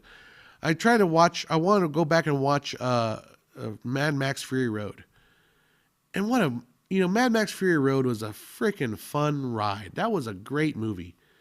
Now, I was pretty tired. I didn't end up watching the whole thing, but that movie is so good. And Top Gun is in that category of just fun movies. It isn't just, if you don't like it, then you're a bigot and you're a racist. It's just like, I'm so tired of that shit. Let's just freaking have fun again. Anyhow, my voice is starting to go. I've been on here for a while. Yeah, it's tough to make a sequel 30 years later, says Helium Road, but Maverick pulls it off. I agree. I totally agree. I think it has to do with the fact that I feel like the people that made Top Gun feel like they really cared about it. I'll be honest, I feel like Avatar is just sloppy. Like, as much as you want to tell me that James Cameron spent 13 years perfecting everything, the technology is perfected. Yes, maybe in many ways, yes, but I don't feel like the care, the attention to detail at least the way I saw it, the versions that I saw. Maybe I need to go see the IMAX version. I don't want to watch it again. I've seen it twice. I don't need to watch it the third time. But maybe the versions I watched were just not well quality controlled. I just did not feel like they were well made. I mean, other than the fact that the CGI was impeccable, but the direction just yeah. But Top Gun, I felt like was finally crafted. So Christopher Collins says, I liked that about Top Gun Maverick was the character development had a clear mission versus the original, which was so vague. The only part that did not work was the romantic relationship. Yeah, but there is, I have always loved Jennifer. My brain is rot right now. Jennifer Connelly? Yeah. I've always loved Jennifer Connelly. So I'm already like halfway in love with her, like period. So it wasn't hard for me to imagine that anybody would be in love with Jennifer Connelly. Because, man, I love Jennifer Connelly. She's probably like 20 years older than me. I think I would consider a long-term relationship with Jennifer Connelly. Yeah. I'm going to go on the record. Jennifer Connelly, if you're watching, I'm available. I know I'm probably a little bit better looking than the guys you usually date, but, for you, I'd take a chance. If you have a chance with me, let's just say that. Jennifer Connelly, you have a chance with me. I'm probably, I'm probably like 15 years younger than you, but still, I know some of you like, I'm 40 years old, so she's 52. I'm 12 years younger. Yeah, I'm okay with that. Age is just a number. Jennifer Connelly, age is just a number. Anyhow. Oh, yeah. I never watched Requiem for a Dream, but I know of the scene. Yeah. Okay, never mind. I like how Cruise played Maverick, more grown-up Maverick, but still a bit more to grow. Yeah, exactly. Oh, all right, cool. Top Gun is a good case study where a simple story can still be loved when it's done right. That's what Avatar 2 missed, I think. Did you guys ever watch Max Landis's opinion on? He hated the new Avatar 2, and he was a big Avatar 1 fan. And I know Max Landis is a very controversial figure. I know he's pretty much been canceled, probably righteously canceled for some of the Me Too stuff, because I think he probably comes off as a jerk. But he really his problem with Avatar 2 was that it was such a middling film. And his complaint was that there was nobody has any character development at all. I would disagree. I think the character Sully has a tiny bit of character development at the very end because he like realizes he needs to actually fight and not constantly run. But I think he's right though. The character development's so weak in that movie. A lot of people were saying thought it was like a tech demo because like nothing really happens in the movie. How did you like the Batman? I love the crack. I like the Batman a lot. Is it one of the best superhero films of 2022? Absolutely. Totally agree. Probably the best. I don't think there is a better superhero movie than the Batman. The sound of one man laughing says, I enjoyed Max Landis' review. Yeah, I saw that. I thought it was like really properly, it was correct. I think did Spider-Man come out in 2020? Yeah, I think it did. Or did it come out last Christmas? I wasn't that big a fan of the latest Spider-Man movie. I'll be honest. I saw it in the 4X theater. And if you watch my Avatar review, I was talking about how I hate 4X or whatever that Screen X thing. Basically, they take all the speakers off the sidewalls, and then they project crap on the sidewalls to like try to like mimic what's going on with the theater. So like in Spider-Man's flying through New York, they'll put like shots of the side buildings on the side as he's going through it. The problem though is it's like the registration is not quite right. So like you see building come across and then it'll like have a little gap and then you'll see it come up. So the immersion is not fluid. It's not like precise. So it just looks like gobbledygook sometimes. It's the most like I hated it so much. It probably colored my vision of that movie, the Spider-Man movie. I wasn't crazy about the Spider-Man movie. I am a man of Spider fan. like the I just it I didn't. I also think that I think Zendaya. I think the chemistry between Zendaya and Tom Holland is not there. Like I think it was there in the first couple movies. Like there was a little bit of like if they won't. And the second one I think it worked okay, but this movie they feel totally detached. And part of it maybe just it feels like Zendaya is like, well, she's got her own like Euphoria. She's got Euphoria show that she's get nominated for and all that stuff. So it's like she has her own thing, and the superhero stuff is just middling. And then like Zendaya's character, the is it Mary Jane? I don't know if I forget what her name in that movie is. I think it is MJ, but it's like she starts talking back to like Doctor Strange. It's like you're talking to Doctor Strange. Like I don't know, have a little bit. You're in his house. You're talking back to Doctor Strange. Yeah, be a little bit more, be a little bit more respectful of the good doctor. That's what I think.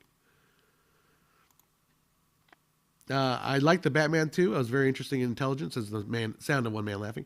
Didn't like the villain much, especially in the ending. I feel like also with Batman movies, it's almost like because Paul Dano is, like I think you can see him trying. I don't know if you guys ever like if you ever made a movie with a villain.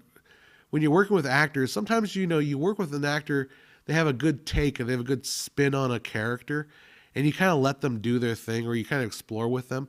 I think Paul Dano was like trying to look, everybody expects a Batman character to be like super dark and like all this weird, like ever since the Joker character, if feel like when you're working with an actor like that, they want to take that extra. They want to be a bold choice. They want to, try for the stars.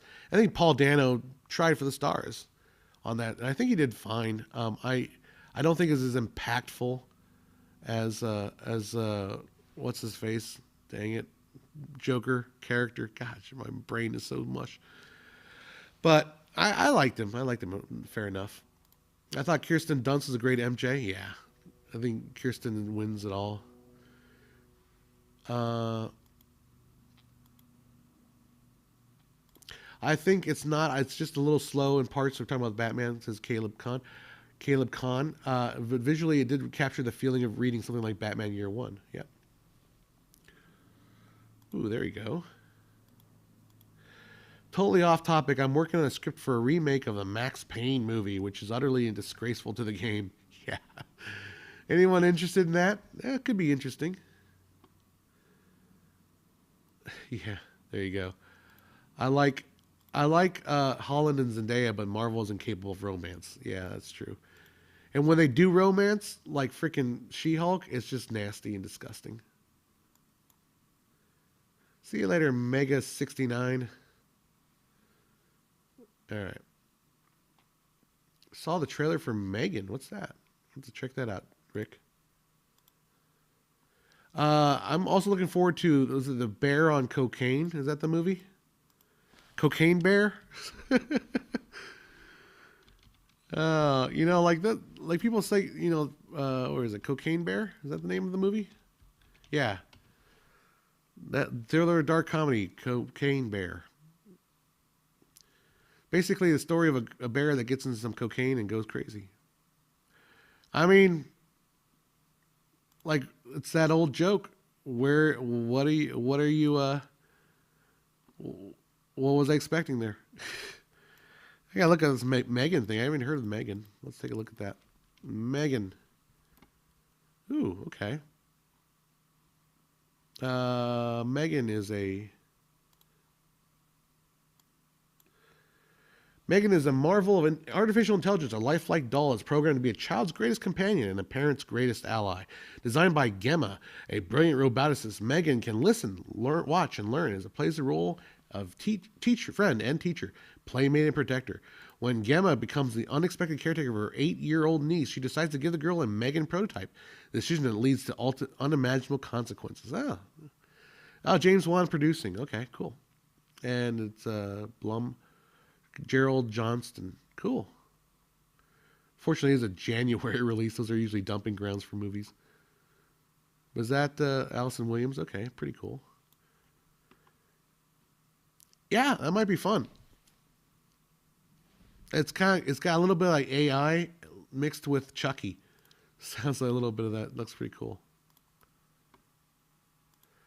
I want to see Chris Pine's next film in Dungeons and Dragons. That looks fun. Interesting. I'm a talking Tina. Oh my gosh. Have I seen the Nick Cage movie? No. The Unbearable Weight of Massive Talent or something like that? Oh, is this Elizabeth Banks' movie, Cocaine Bear? Well, maybe she learned her mistakes. I don't know. I think Elizabeth Banks can be good. Let's see, where is it directed by Elizabeth Banks? Maybe. Well, I don't know. We'll see. I mean, she's going to take a different twist on Cocaine Bear. We'll see. I don't know. Cocaine Bear. I love that. Cocaine Bear, Barbie. 2023 is going to be a freaking fun. What do you think of Satan Tango by Bella Tarr? No, I've not seen that. Oh, you like Massive Talent? Was that a good movie? Where can I see that? Is it? I wonder where it's playing. Is it like Massive Talent? Is that on Netflix or Amazon yet? Or let's see. Wish you could just tell you like where it's streaming. I think I'll have to watch that. Hulu? Oh God, I don't have. Hulu's like the one thing I don't have. It's on Amazon maybe. I have to have a Stars subscription. Or I can rent it for $6. That's not bad.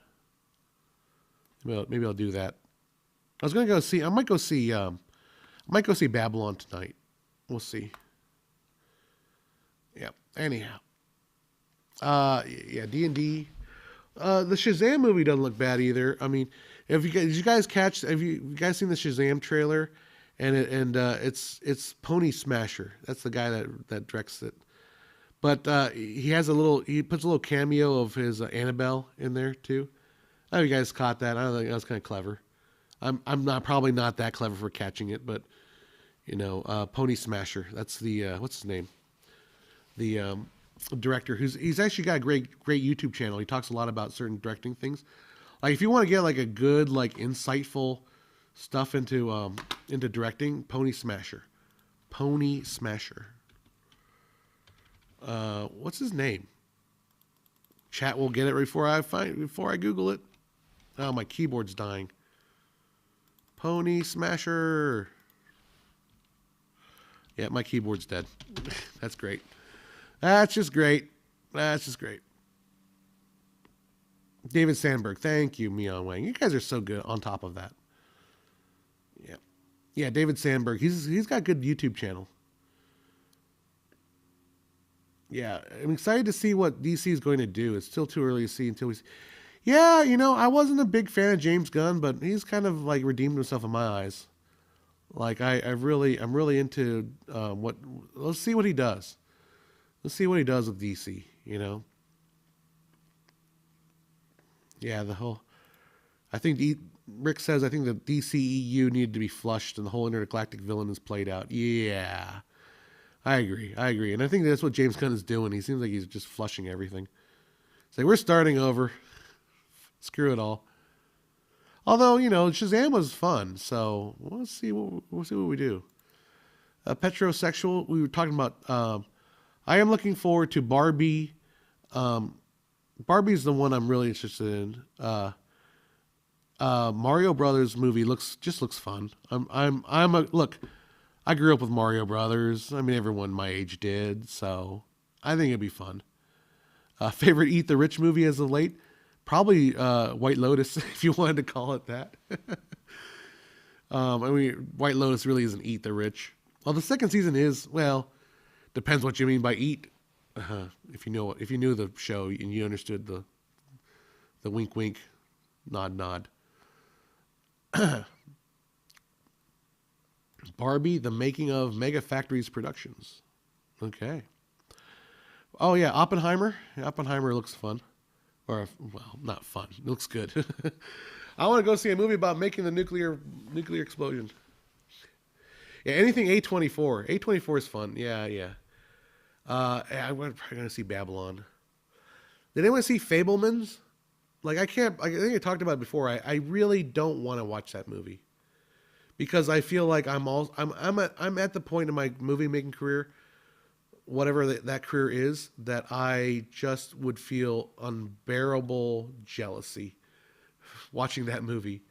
Like I would be burning so bad because I know the story of Spielberg and is such a like fantasy. Like can you imagine what it was like to be Spielberg? Like unbelievable. Like I would it would be the dream. It would be like I would sign the deal with the devil to be Spielberg in his height of power. Like could you imagine? Could you imagine the fun he had? Oh my God. Like I would almost it's too much. It's too much for me to handle. It's too much for me to handle, dude. Like just imagine that period of time, right? Between like and I'm talking about like after Jaws. Like after Jaws, after a couple of the hits where he basically could just like snap and make a movie happen and just have so much fun making it. So much fun. Yeah, Meow Wayne says on the same boat about Fablemans. It's maybe if I weren't trying to be a filmmaker, well, I mean I am a filmmaker in a sense. But I'm not making like feature films.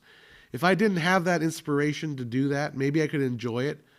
But as a person that desires that, like it's even just reading about Spielberg's career in the mid '80s.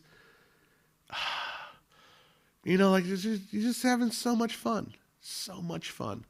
Anyhow. That's why I won't watch. That's why I don't want to watch The Fablemans.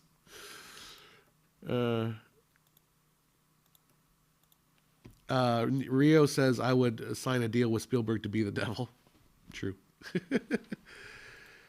The Barbie movie would make.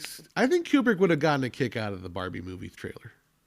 Because they're obviously referencing 2001. It's not like they're trying to like, they're playing on the whole 2001. I think Kubrick would have probably appreciated the fact I don't know. I don't know what he would have thought, honestly, because I wonder if he would have realized how massively important his work has become to all filmmakers.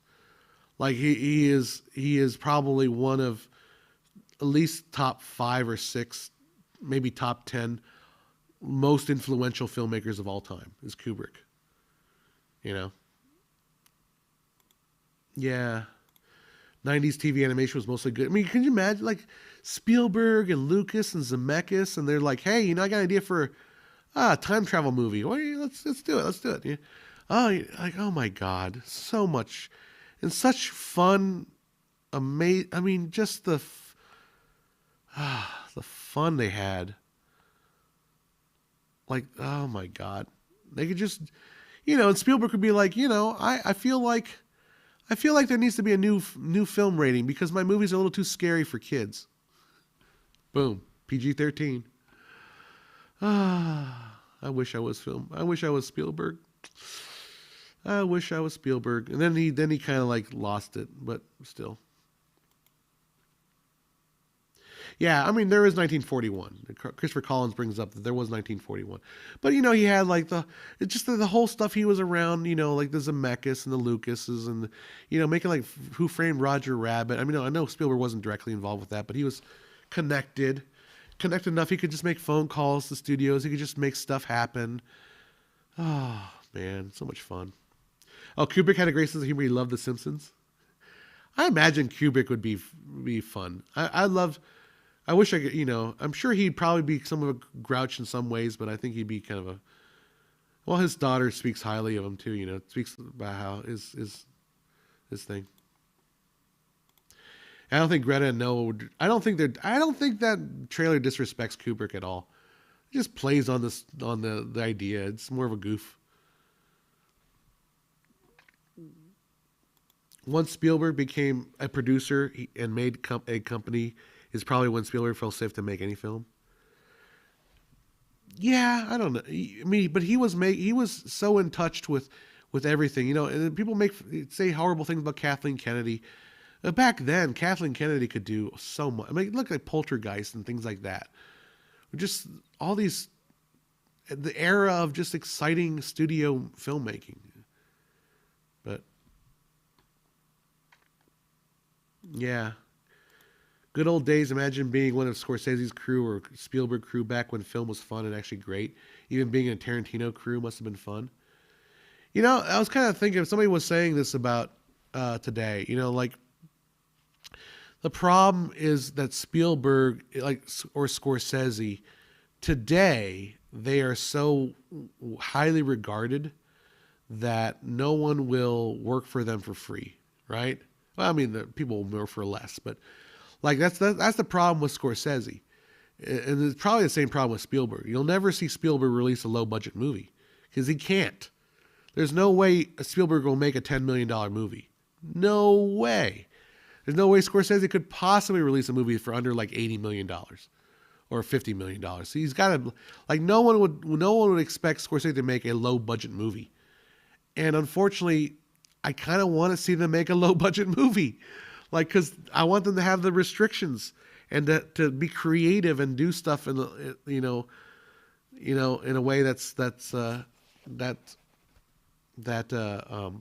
is required in the low budget realm, and be able to do things, not have to have humongous CGI budgets, but work with what they have. That's just my thing.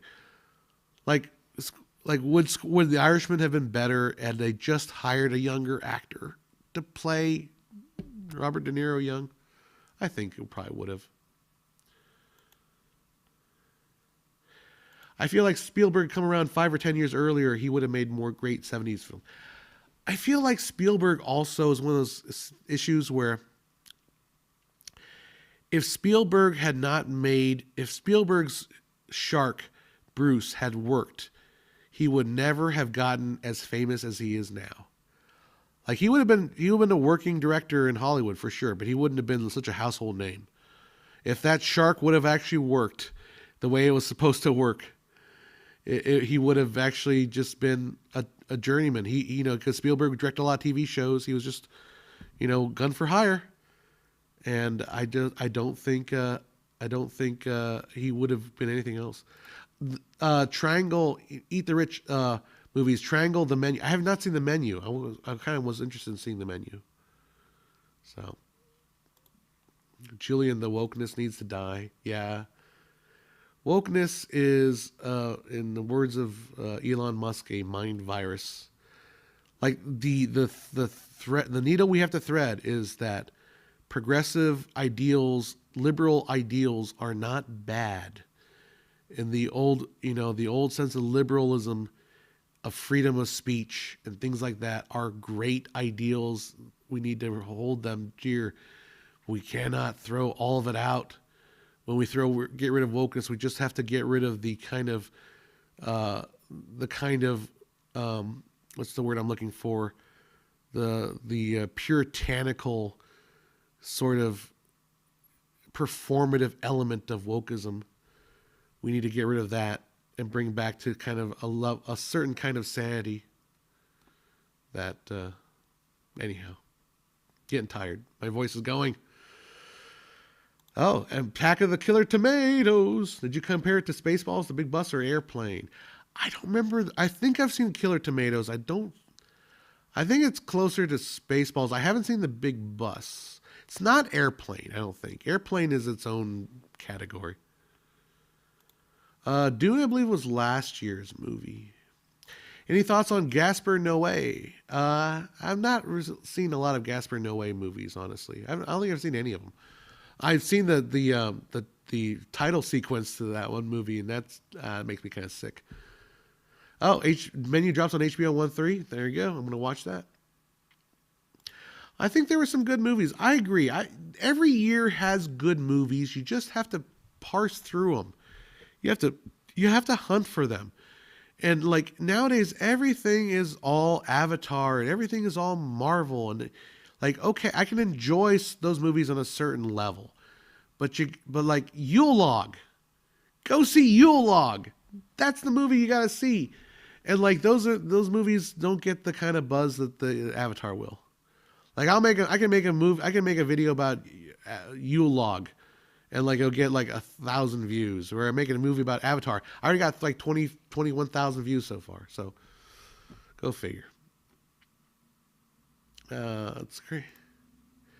It's crazy hearing the Richard Dreyfuss interview before Jaws came out, and how he criticized Jaws as a bad film before he saw the film. Yeah, that's the way it is. I think Richard Dreyfuss is kind of a jerk anyways, but he's a good actor though. Oh, knocking my mic over here. I should close this out, but I'm having fun talking to you guys, so let's keep going for a little bit. Gaspar Noé is an accomplished taste. Either Enter the Void and Irreversible are great and intense movies. I can see that. I can definitely tell just by the title sequence. Yeah, Rio says every year has good movies, but to find them, some years have to pass. Yeah, that's true. That's true. Like Roadhouse. Roadhouse is considered a bad movie for years, but after it became popular on video cassette. Stranger Sound says, if the critics say it's bad, I usually have interest. That's why I'm curious about this Babylon movie. I mean, I hear some bad things about it. I heard about basically the opening scenes about an elephant taking a shit on everything, including the camera lens. It's like, is it? And then like some girl pees in the guy's mouth. It's like, is this movie gonna really do that? Is the guy that made La La Land really doing that? I don't know. I'm kind of curious now. Kind of curious. What are your favorite teacher shows? I like Mr. Holland's Opus, Dead Poet Society, and Stand Deliver. All great movies. I think I've only seen Holland's Opus once. I'm a band nerd, so I should have a more affinity to Holland's Opus. I think it's okay. Dead Poet Society, little. You ever seen the Saturday Night Live sketch where they do the Dead Poets parody? Dead Poets is a little bit corny. Stand Deliver I like a lot because I'm a math dude. They showed us that movie in calculus class. Let's see if we can name other teacher movies that I liked. I mean, there's that one Michelle Pfeiffer, Gangsta's Paradise. I think I might have seen that, but I don't remember it at all. Election.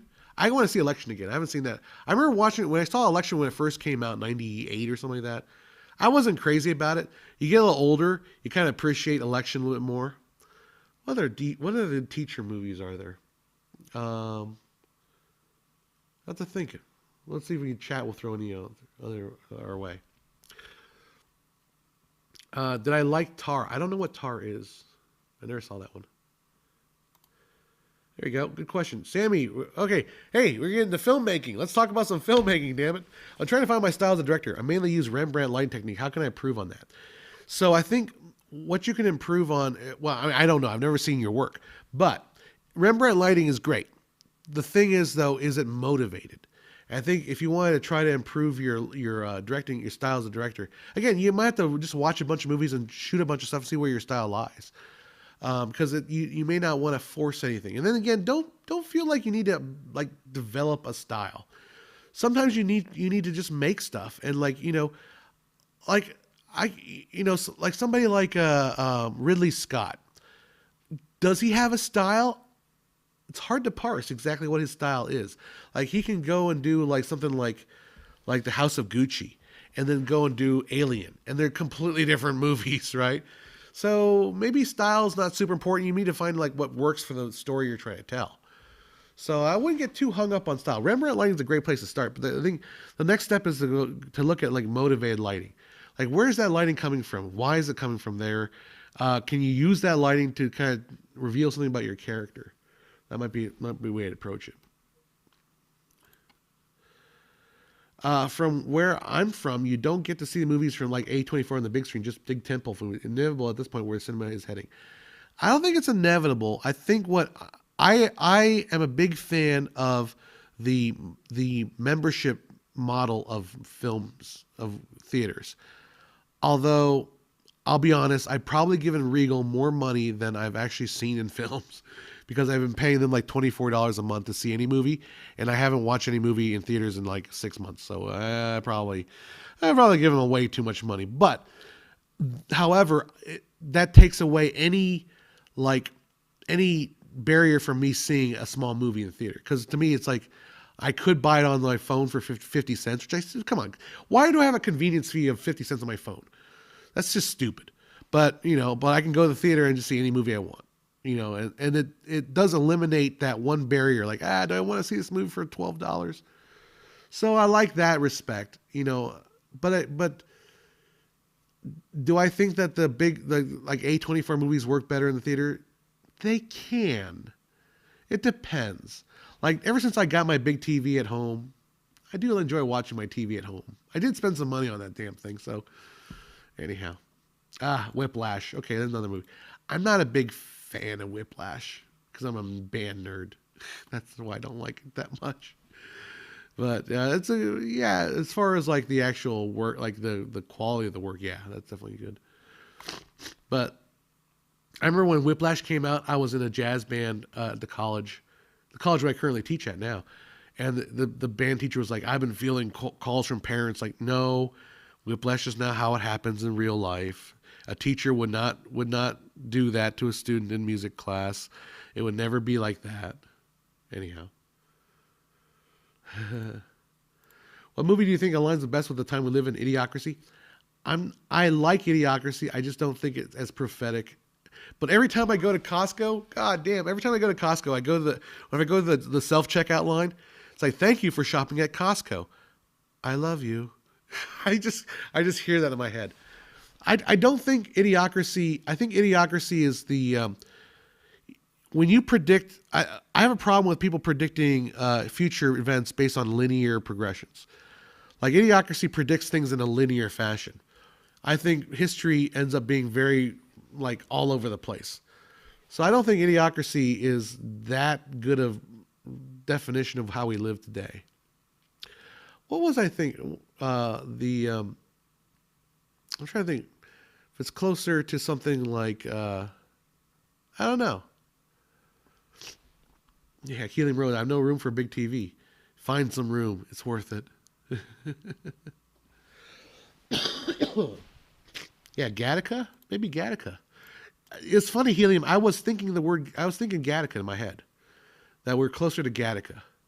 I don't know. Do you have any tips on how to get good chiaroscuro lighting on a small budget? Yes. Stay away from LED panels.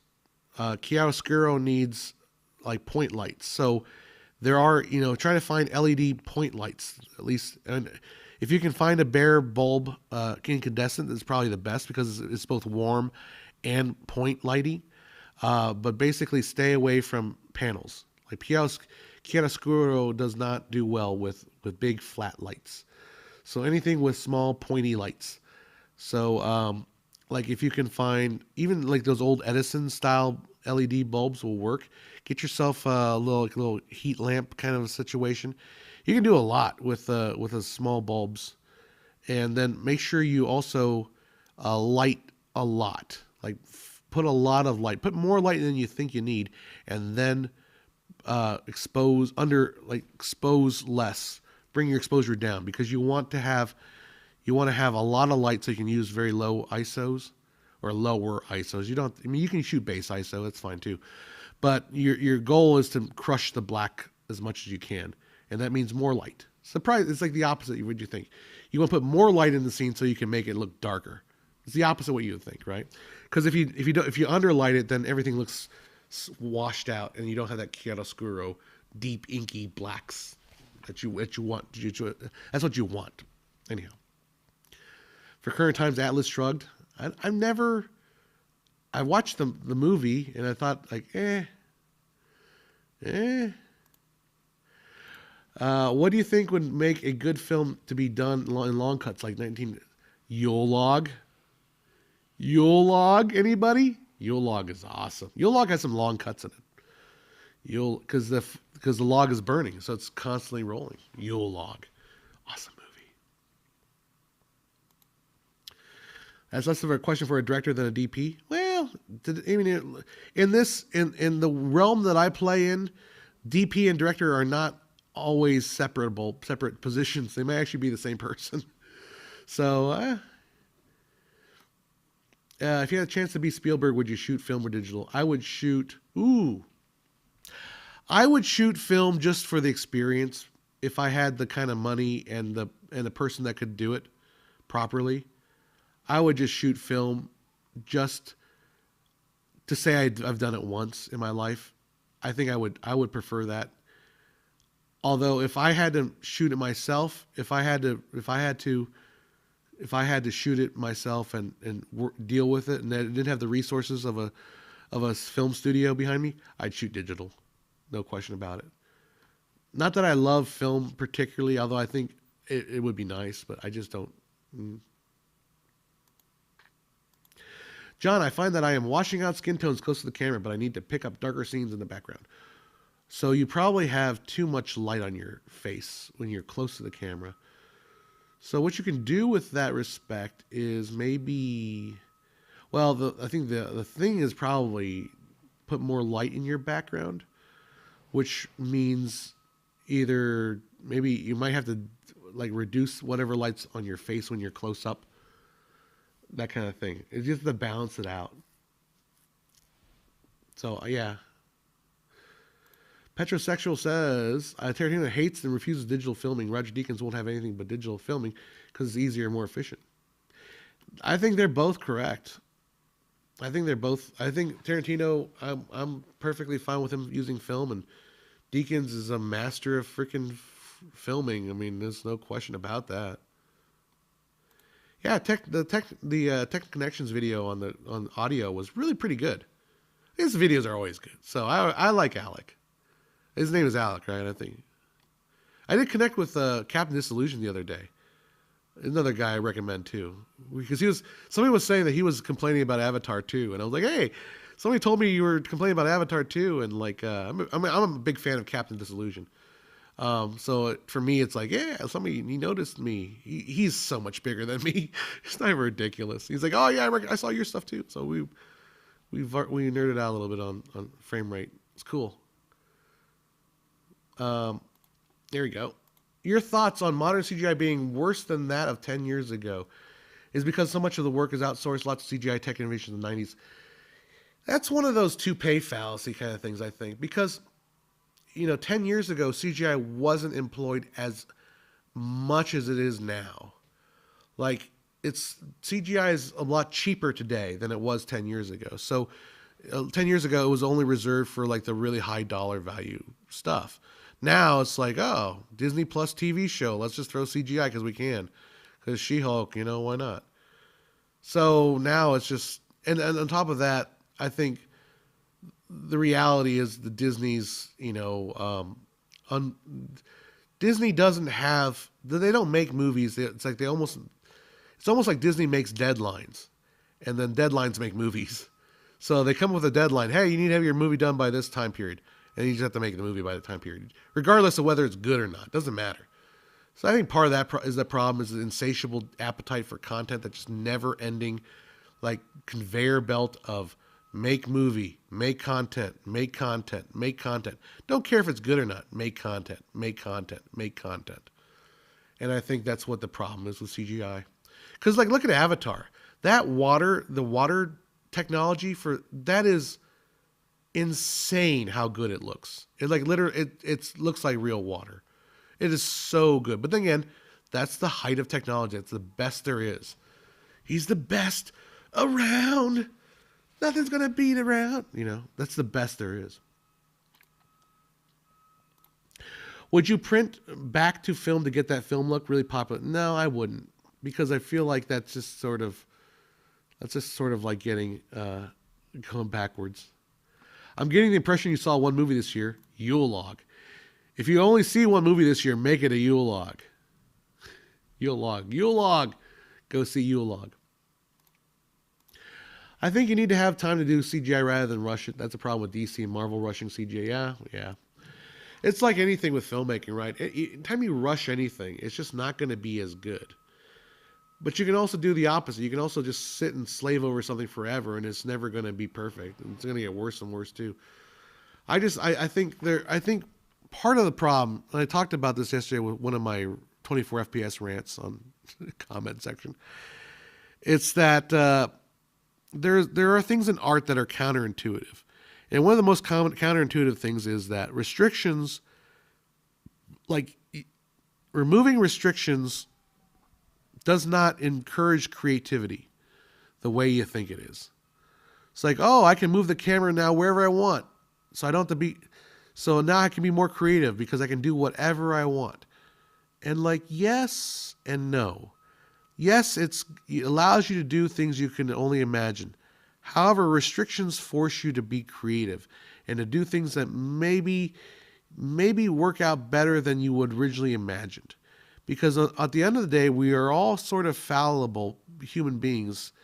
Artists aren't, we are sometimes our imagination isn't as wonderful as we like to think it is.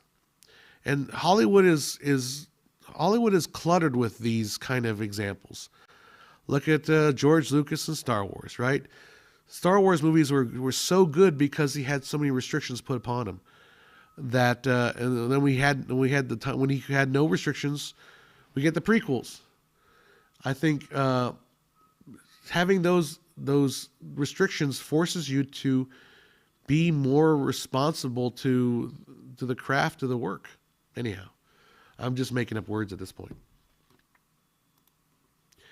Yeah, even simple gunshots and muzzle flashes or stock CGI effects these days ruin the potential solid great movies like John Wick, for instance. I despise CGI. Yeah.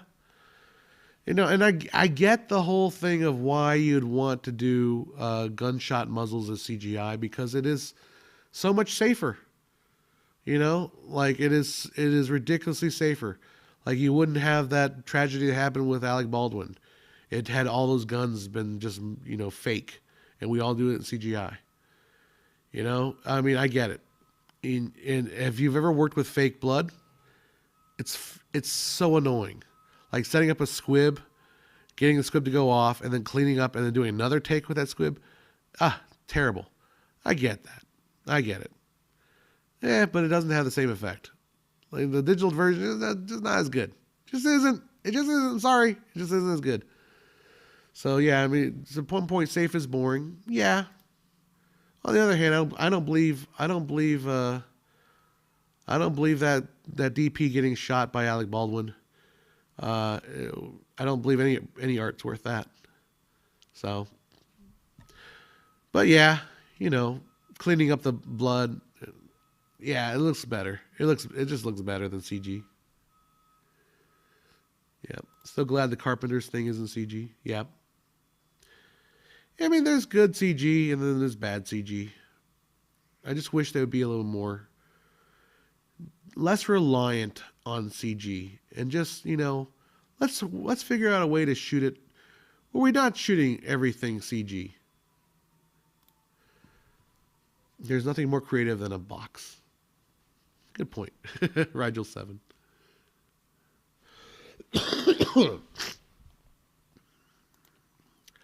Shoot, the CGI on Christopher Collins. Shoot, the CGI on Henry Cavill's mustache should not have been a problem in Justice League, but also need to have some practical. You get that flat performance like Sky Captain, World of Tomorrow. Yeah.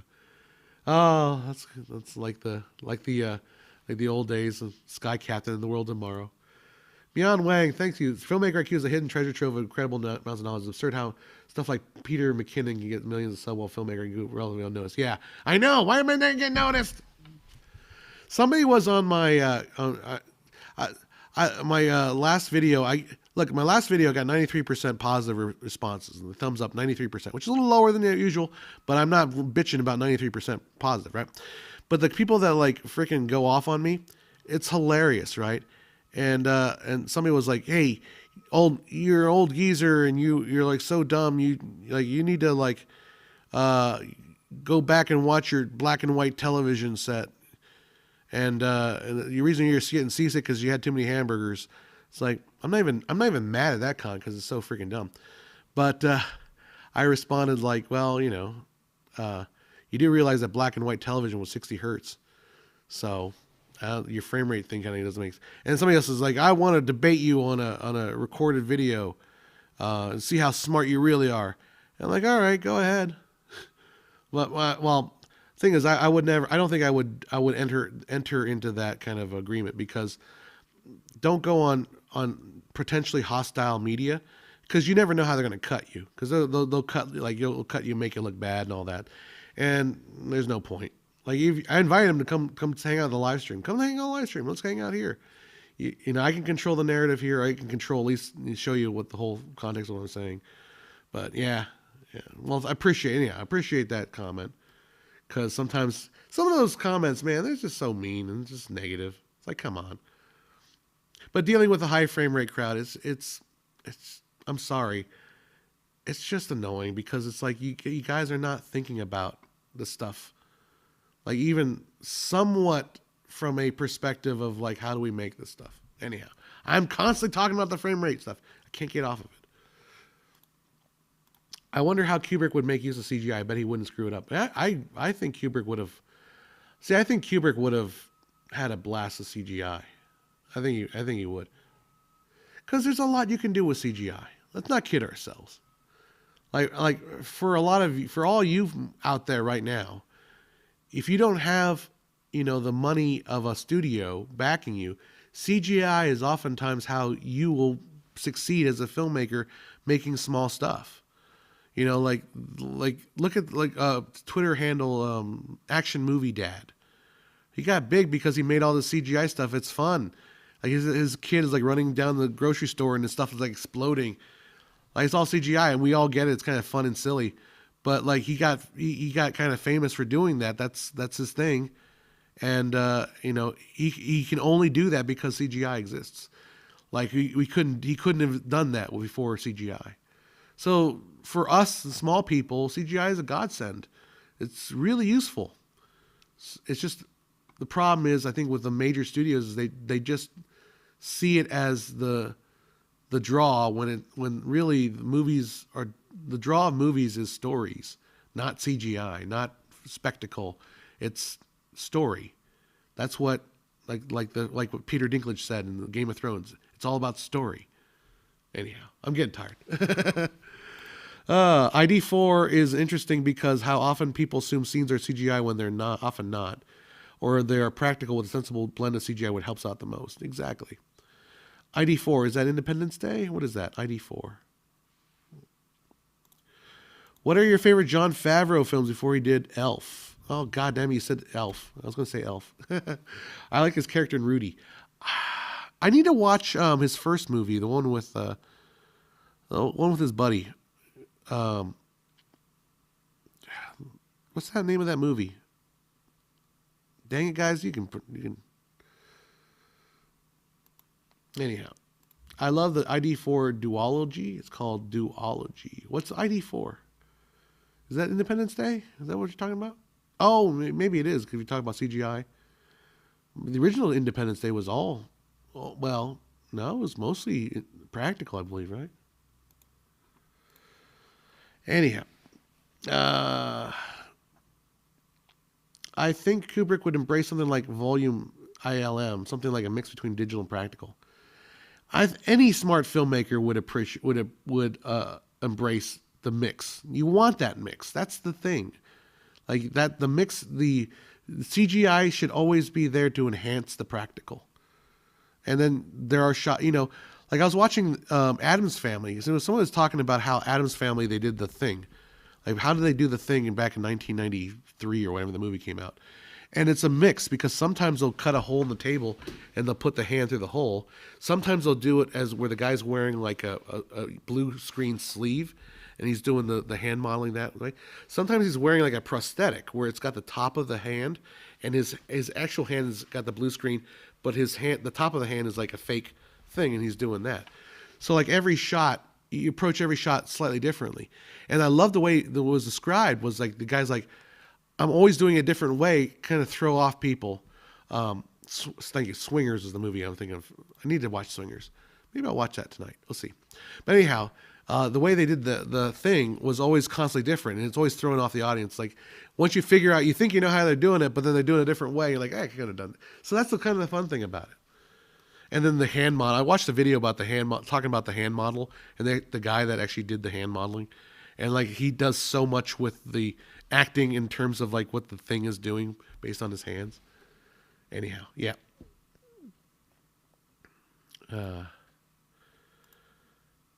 Nate Dollar says, to play devil's advocate, you can pull normal frame rate from HFR. So in other words, HFR would make sense. You can in certain ways. If you shoot 48 frames a second at a shutter speed of 360 degrees, you can pull 24 1/48 of a second out of that. However, if you shoot 120 frames a second, you can't just easily pull a normal frame rate out of that because you miss out the frame rate.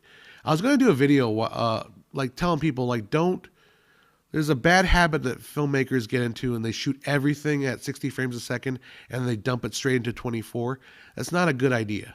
Like you should, like if you're shooting a wedding, and you're shooting like the bride and groom like giving their speeches, and you intend to deliver that at 24 frames a second, shoot it at 24 frames a second. Do not shoot it at 60 frames a second, thinking you're going to pull a 24 out of 60, because there are problems with that. There's cadence problems.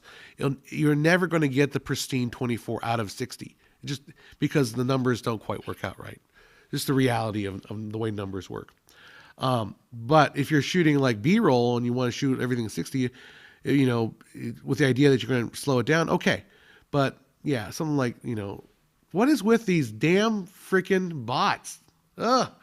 Or the bots coming through only on my vMix thing. Sorry, guys. Anyhow, all blockbuster films have to be initialization now. ID 4T2. What's Avatar? A2? A24? Yeah, ID4 director said he used CGI when it made sense, often for blending, combining practical effects with enhancing elements rather than replacing entire shots. Yeah, that's the way to do it. Loved Wednesday too. Yeah, I mean it looks like a fun show. I just couldn't get into it. I don't want to like actively say I hated that show. When I hate something, I will actively tell you I hated it. Like Pinocchio.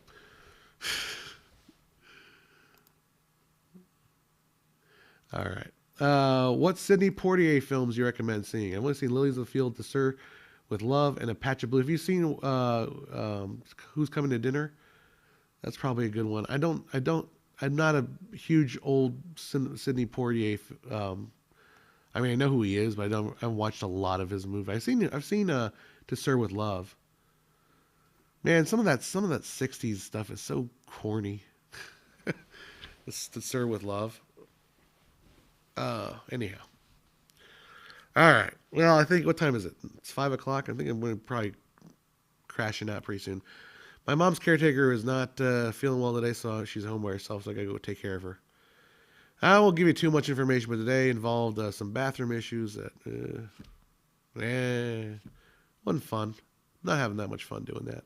I was going to go to the store and buy something. I don't know what I was going to forget what I was going to buy. I only came into the office just to do that, hang out with you guys. That's why I came into here. All right. I have pangs of guilt sometimes with CG because I helped rather broadly with the tech way back. I only use my website for staff training. Oh, c'est la vie. Honestly, CG is on the whole better, is good. It's just the stuff that's the rough edges we need to sand down. Because there's a lot of corny miniature stuff out there too. We just don't talk about the miniature stuff. I mean, yeah, they can kind of look kind of funky nowadays, but they didn't look very good. Anyhow, yeah, have a good night, John. Later. See you later, Helium. I'm wrap it up pretty soon here. 70s versus 90s films. Ooh, I'm a child of the '90s, so '90s films. A collection of iconic objects like a stapler from Office Space would be fun. That's kind of what I'm building here in a sense. Like I've got this guy, I've got my angry character. I've got in the background the Aladdin lamp. I've got another idol. I've got the Nautilus, all that stuff. This is a fun time, Henry. I'm almost ready to go, but I'm not quite going yet. Thunderbirds are go. I'm out. Yeah, all right. Well, maybe that's my cue. Thunder go. Thunderbirds. Thunderbirds go. My voice is gone. All right. Well, thank you guys for hanging out with me. I know I didn't get to produce a lot this year. I tried to make up for that with streaming as much as I could. Oh, here we go. Let's get this question in from Tupac. John, do you think something like between 25 and 29 with constant frame rate would be better for 3D and retain 24 FPS? No, I don't. The fact of the matter is, I believe there are some significant problems with 24 frames per second and 3D HFR. I don't think that mitigating them necessarily by increasing the frame rate is going to work really well. I don't think this true cut motion stuff is a good idea, honestly. I just think maybe the reality is that 3D, if you're going to do 3D, you're probably going to have to either go with high frame rate and just deal with high frame rate, or just deal with whatever the minor issues are with the 3D. And I don't see the solutions coming, because they're one of those things where it's like you gotta pick your poison. Who made my logo? I did. Yeah, so. But yeah, I make most everything we see here. I mean, sometimes I do stock stuff and all that. But yeah. So anyhow, I know I didn't get to spend a whole lot of time. I didn't make a whole lot of videos this year. I'll be honest. If those of you been watching for a while know that my life has been a little rough with my mom's health concerns. It's trying to find like the new the balance between work, making money enough to survive. My mom's money, she has enough money to survive. But the thing is, I don't feel like a contributing son and a contributing family member if I'm not pulling in money to pay for things. Like I've got that old timey kind of sense of, if I'm not contributing, then I'm not being my role as a man. So I've been trying to find a way to balance things out. So between all of that and trying to make the money to support us, that I just haven't been doing a whole lot of Filmmaker IQ stuff, because a lot of stuff sometimes the stuff I put out, it takes a lot of effort and I make hardly anything on it, and it hurts sometimes to do that. So that's why I looked back at how many videos I put out this year, and I saw I only put out 3 videos this year, and I feel gosh awful for that. I feel like I've been handed an opportunity with Filmmaker IQ at YouTube, and to have some attention, some light shed my way, and I don't feel like I have been. I don't feel like I've been responsible with that light. I guess just do OnlyFans, you'll be fine. Yeah, I don't think they're gonna fly on the OnlyFans. How about this? If you don't subscribe and buy a membership, I will give you all a free OnlyFans. If you don't, we'll reverse it, right? We'll reverse it. Yeah, don't sweat it. I started teaching this year too, so I spent a good chunk of my time this year developing a curriculum. Basically, we're developing a class to teach stuff. So next year I'm doing this class again. So I am luckily it'll be all built. I just need to fine tune it. So yeah, it's been tough. I've been trying to do live streams as a way to kind of keep things going, to keep this channel, at least in the eyes of YouTube, not dead. I'm not dead yet. Do I want to do more stuff in the next coming year? Yeah, my resolutions are always going to do that. My resolution is also going to be to go to the gym. Yeah, we'll see if that happens. But no, I want to. in the last couple, I've been sick, and in the last few weeks, I've been feeling like, man. Well, my friends and I took a trip to the mountains. You go to the mountains, the air is a lot thinner up there, and you get a lot tired quicker. And I'm like, and then you're sick on top of that, so your lung capacity is lower, and it's like. But I feel like I need to do something with. I need to get my health under control too. Not that I'm totally not so unhealthy, but I could. We all could lose weight, right? But I could lose weight for sure. So I want to get all that. I would like to say that I would be able to produce more stuff for Filmmaker IQ. My plan is to do that. My plan is to actually make some freaking films, make something good. Now that COVID is sort of in the rearview mirror, to actually go out there and make something, to engage in the art form, engage with the art form. It must kind of suck to constantly have to wrestle the algorithm. I almost don't think about it. You know, I get paid maybe $300 or $400 a month from YouTube from the old videos. And maybe I'll get paid more because of Avatar, you know, just we'll do good. Just make animation, says Mark. I'll tell you, honestly, I love working with actors. I miss it so much. Like, I miss going and sitting down with actors and making something and then laughing our ass off because something that I wrote, and then watching an actor take what I wrote and make it something I didn't even suspect. I had no clue that it could even be possible.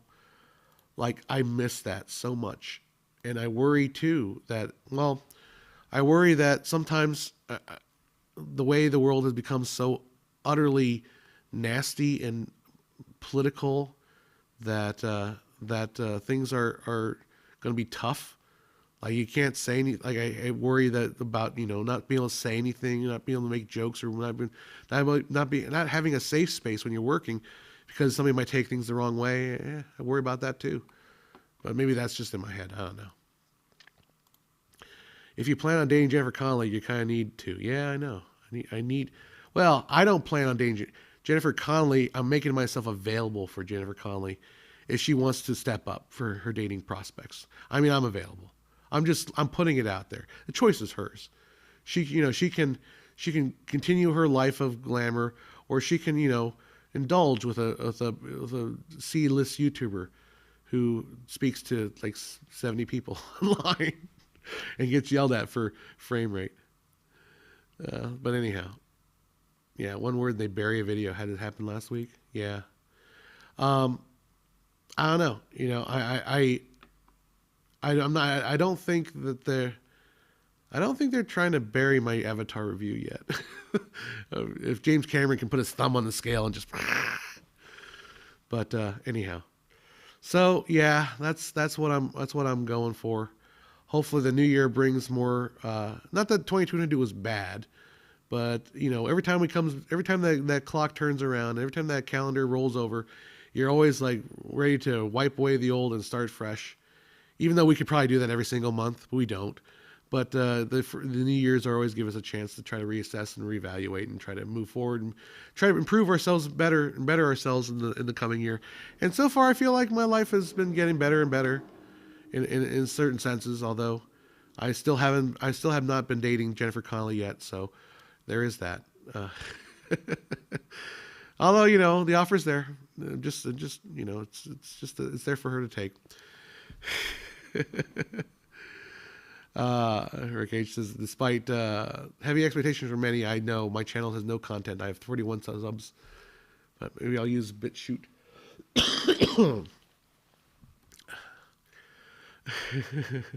What's John's favorite year? 2024. But if you go on YouTube, I think the Teespring t-shirts are still there. I do price them at $23.97. And I don't care how much I make. Buy a t-shirt for $23.97. You got to do it. Oh, man. What are my favorite sports film? We'll just get that real quick on the way. Kingpin. That's my favorite sports film. I'm not kidding. It really is one of my favorite films.